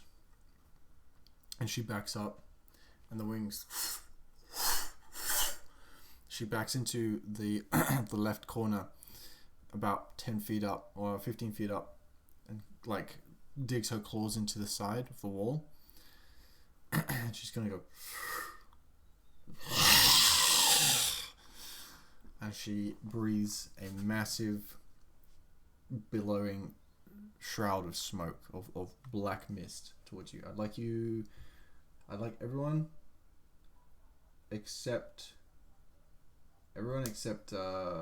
Mara to make a dexterity saving throw, please. Does it matter that I'm already knelt down, so would I auto fail, or would this be like disadvantage, or? Depends if you want to take it or not. Well, no, she's gonna cause me damage either way, so So then make your check. okay. I would have got a 4. I got a good feeling about this one. As a note, I have like less than 30 hit points, so I'm probably just dead, yes. Lunar, does the imp that I've summoned have to do so as well? How far up did you send it?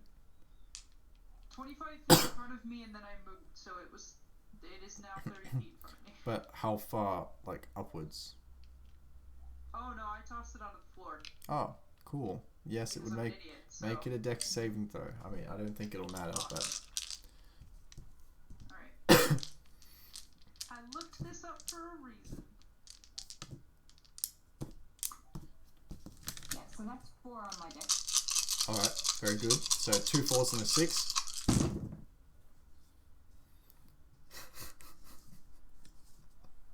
It's been nice knowing you. Mordecai is my dragon yet again. Sorry, guys. Tim lived the way he died, pretty much unaware that anybody cared about him. Ouch. Hey. The imp got 13. Well, I mean, he get murdered by a hot chick, so there's worse ways to go.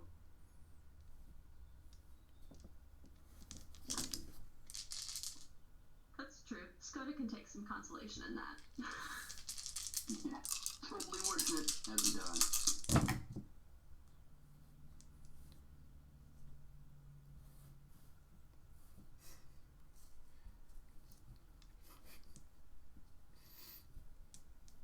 Math. Calculators. Okay, so... Once. Once it easy.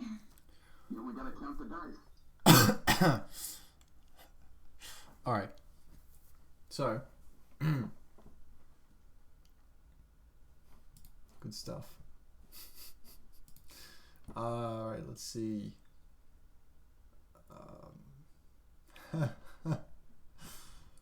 Alright, what did you get? Oh, you got 4, hey. 4 for Jinx, 4 for Skoda, 6 for Tim, 17 for Edith, 19 for Akira, and 13 for Mara. Alright. And the imp, I assume, fails. The imp was the 13. You Oh, said okay. everyone except for Mara had to make it. Right. Yes, So, my bad. Alright, imp, The imp 13. was the 13. So, you'll take 51 points of necrotic damage, except for Akira, who takes 25 points. I'm down. I'm down. So Skoda. How many points, sorry, for me? How many points for me? 51. 51. So how many of you are down? Skoda. Skoda, Akira, Jinx, Yeah. the imp. Tim. The imp just is gone. You know, like that scene in Terminator where like the nuclear wave hits. Yeah. It's just like the wave just goes over the humanoid and just like tears it to bone and then dust and then it's just gone. Yeah, imps have 10 health, so he just doesn't anymore. Alright, so is anyone else down? Edith, are you alive? Who's? I think I'm alive, but I'm the easier question is, who's still up? Yeah. I'm okay. So Mara, you're alive. I think, yeah. Edith, you're alive. Tim, Maybe she'll save me. Tim, are you? Tim, did you go down? Oh yeah, I definitely went down. So we've only got. Way down. So you only have 2 people that that are up. Mm-hmm. I dropped my axe and I put my hands up. Okay, so the 2 that are still alive. What you notice happen in this whole thing as this shroud of mist, black mist, comes billowing through. You all get hit with this wave, and you feel this intense pain course through your body. Each of you, your veins go black as the necrotic energy feeds on your system, as it clings to you, as death's grip wraps around you. Mara and Edith, you watch as after the mist passes, you look around and you hear a number of clattering as bits and pieces are dropped on the floor and people fall flat on their face or backwards or simply just on their knees and to the side. A number of your party members go down, and as they clutch and grasp for breath, you see their bodies go still. And in that instant, as you put your hands up and drop your axe, Amara, you're watching this, you see you see a number of shadows that coalesce around the bodies and form into mutated forms of what were once your party members. And there's one that stands above each of them that went down.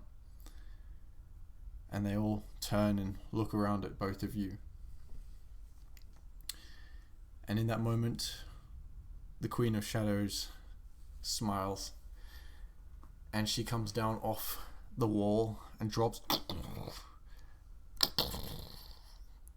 and she goes back into humanoid form. She says, "So, am I not the fairest of them all?" Yes, just listen. Whatever you want, I'll give it. Just let me save her. And I point to Akira. You point to Akira Anything you want. with the Akira's mutated shadow form looming over above. And she looks and she says, "I'm afraid she's already gone." Fuck it then, I draw both my axe and I fucking run at her. Make an attack roll. Screaming my baby girl. Make an attack roll.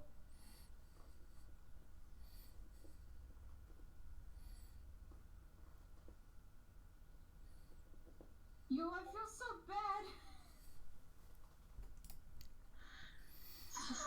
A lot going on in D&D games this week. I just want to point out, this is payback for Ava being the first one to go down however long ago. Yeah. Now I'm the last one standing. Yeah. Oh man. I assume I just die, right? So 11's not gonna hit them. you bring down the great axe, and she just catches it in her hand. The hand axe. She just catches it in your hand, and you're still raging, and she grabs you by the throat. And as you're like kicking and screaming and just yelling in total rage, she just goes,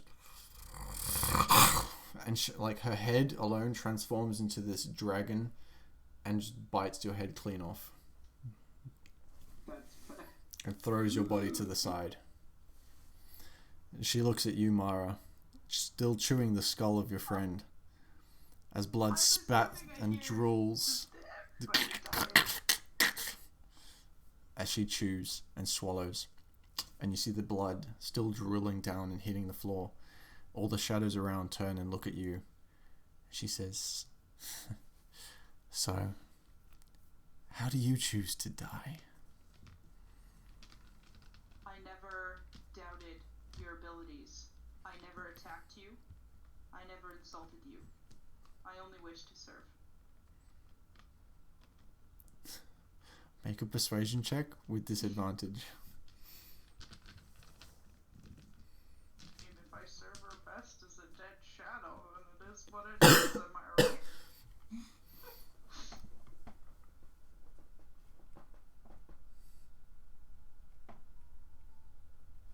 So, how'd you guys do? Edith got his head chewed off. Oh, did she make me a trick for her? Because I'm okay with that. I'd be completely fine with that. Oh boy. So, Yeah, that's... Mara, as you say this, she looks at you, and her head returns to the humanoid, slightly elvish-featured little girl, teenage girl, and she walks towards you, and she simply jumps up and over the barrier, and she stands right next to you, and you can see these piercing blue eyes that look into yours, and she smiles. She says, I think you're not quite fit for this realm in your current state. I think you need to adapt. And in that moment you feel this piercing pain through your gut as the tail, finned and sharp, pierces through your stomach. And you feel the air lurch from your body, and the pain course through your veins. And the shadows dissipate and form around you, and each of them grab a part of you and just pull, and you're torn to shreds. And in your place stands another mutated shadow form of Mara. The blood spatters everywhere. And over your bodies, she looks and she smiles. And she says, well, Tassar lives another day then.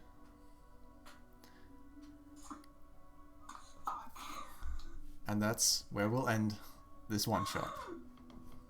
That would be the plot twist, wouldn't it? Called it. Did you? I did not see that coming. Oh yeah, as soon as he mentioned Sword and Dragon at the beginning, I was like, no way, motherfucker. Batra, you and I were there for that conversation. Yep. I'm okay with it. I mean, worst ways to die. If I had gotten to go once, I had a resistance to necrotic spell, and I would have been alive. I'm in prep for a minute and get everybody healed right up. I do want to point out that at the point where I was the last one left, I was still just under 50 health. She has some wicked attacks, bruv. That was great. Yeah, I was at like 46 when the 51 hit. So that was pretty quick. Yeah, that was fun. Oh man, now I feel sick. Why? It's like, no, because we would have been the ones who would have brought her to the king. And that's fucking not cool. Yeah. Yep. I was so scared the whole time. I mean, to be honest, if she would have given me the option to join her, I think I would have joined her, just because I don't fight dragons. That seems like a bad idea. That's what went through Mara's head. When she heard everyone die, she just accepted it. She was like, I'm here to serve. And if that, like, in her head, she's like, well, if that means I have to die too, so be it. Just take it. That's why there was no resistance at the end. It was, I died.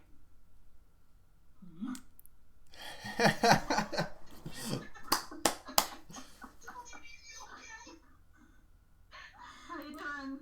You're a motherfucker. You're good. This is the second day in a row I wanted to swear at my DM. This is better though. But there was a lot of children dead last time this happened, so this is better. So good. Look, As long as you didn't get attached to your character. you guys, That's you guys got an unlucky roll of events because you guys were all just bunched up one shadow breath, and then she re-rolled and she got it back. So she's like, I'm gonna kill these people. I also want to point out the one spell that started this entire character I didn't fucking get to use. I'm really sad right now. Is that the Sanguine Tales? Yeah. Yeah! I'm so mad! I didn't get to use it. No. Yeah. Well, I'm happy. That was very cool. Absolutely. I absolutely adore this class and this character. It's amazing. Did that scratch the itch? You got a murderer party? You know, it's the first time I've ever murdered a party. It's the first time. Sit in a tavern for 3 episodes next time. See what happens. Yeah, yeah. Serves you right, bitches.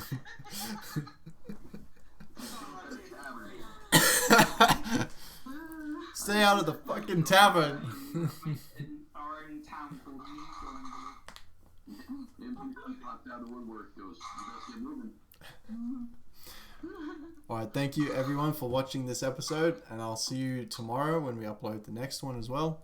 And I hope you stay frosty. Pretty fast, to be honest.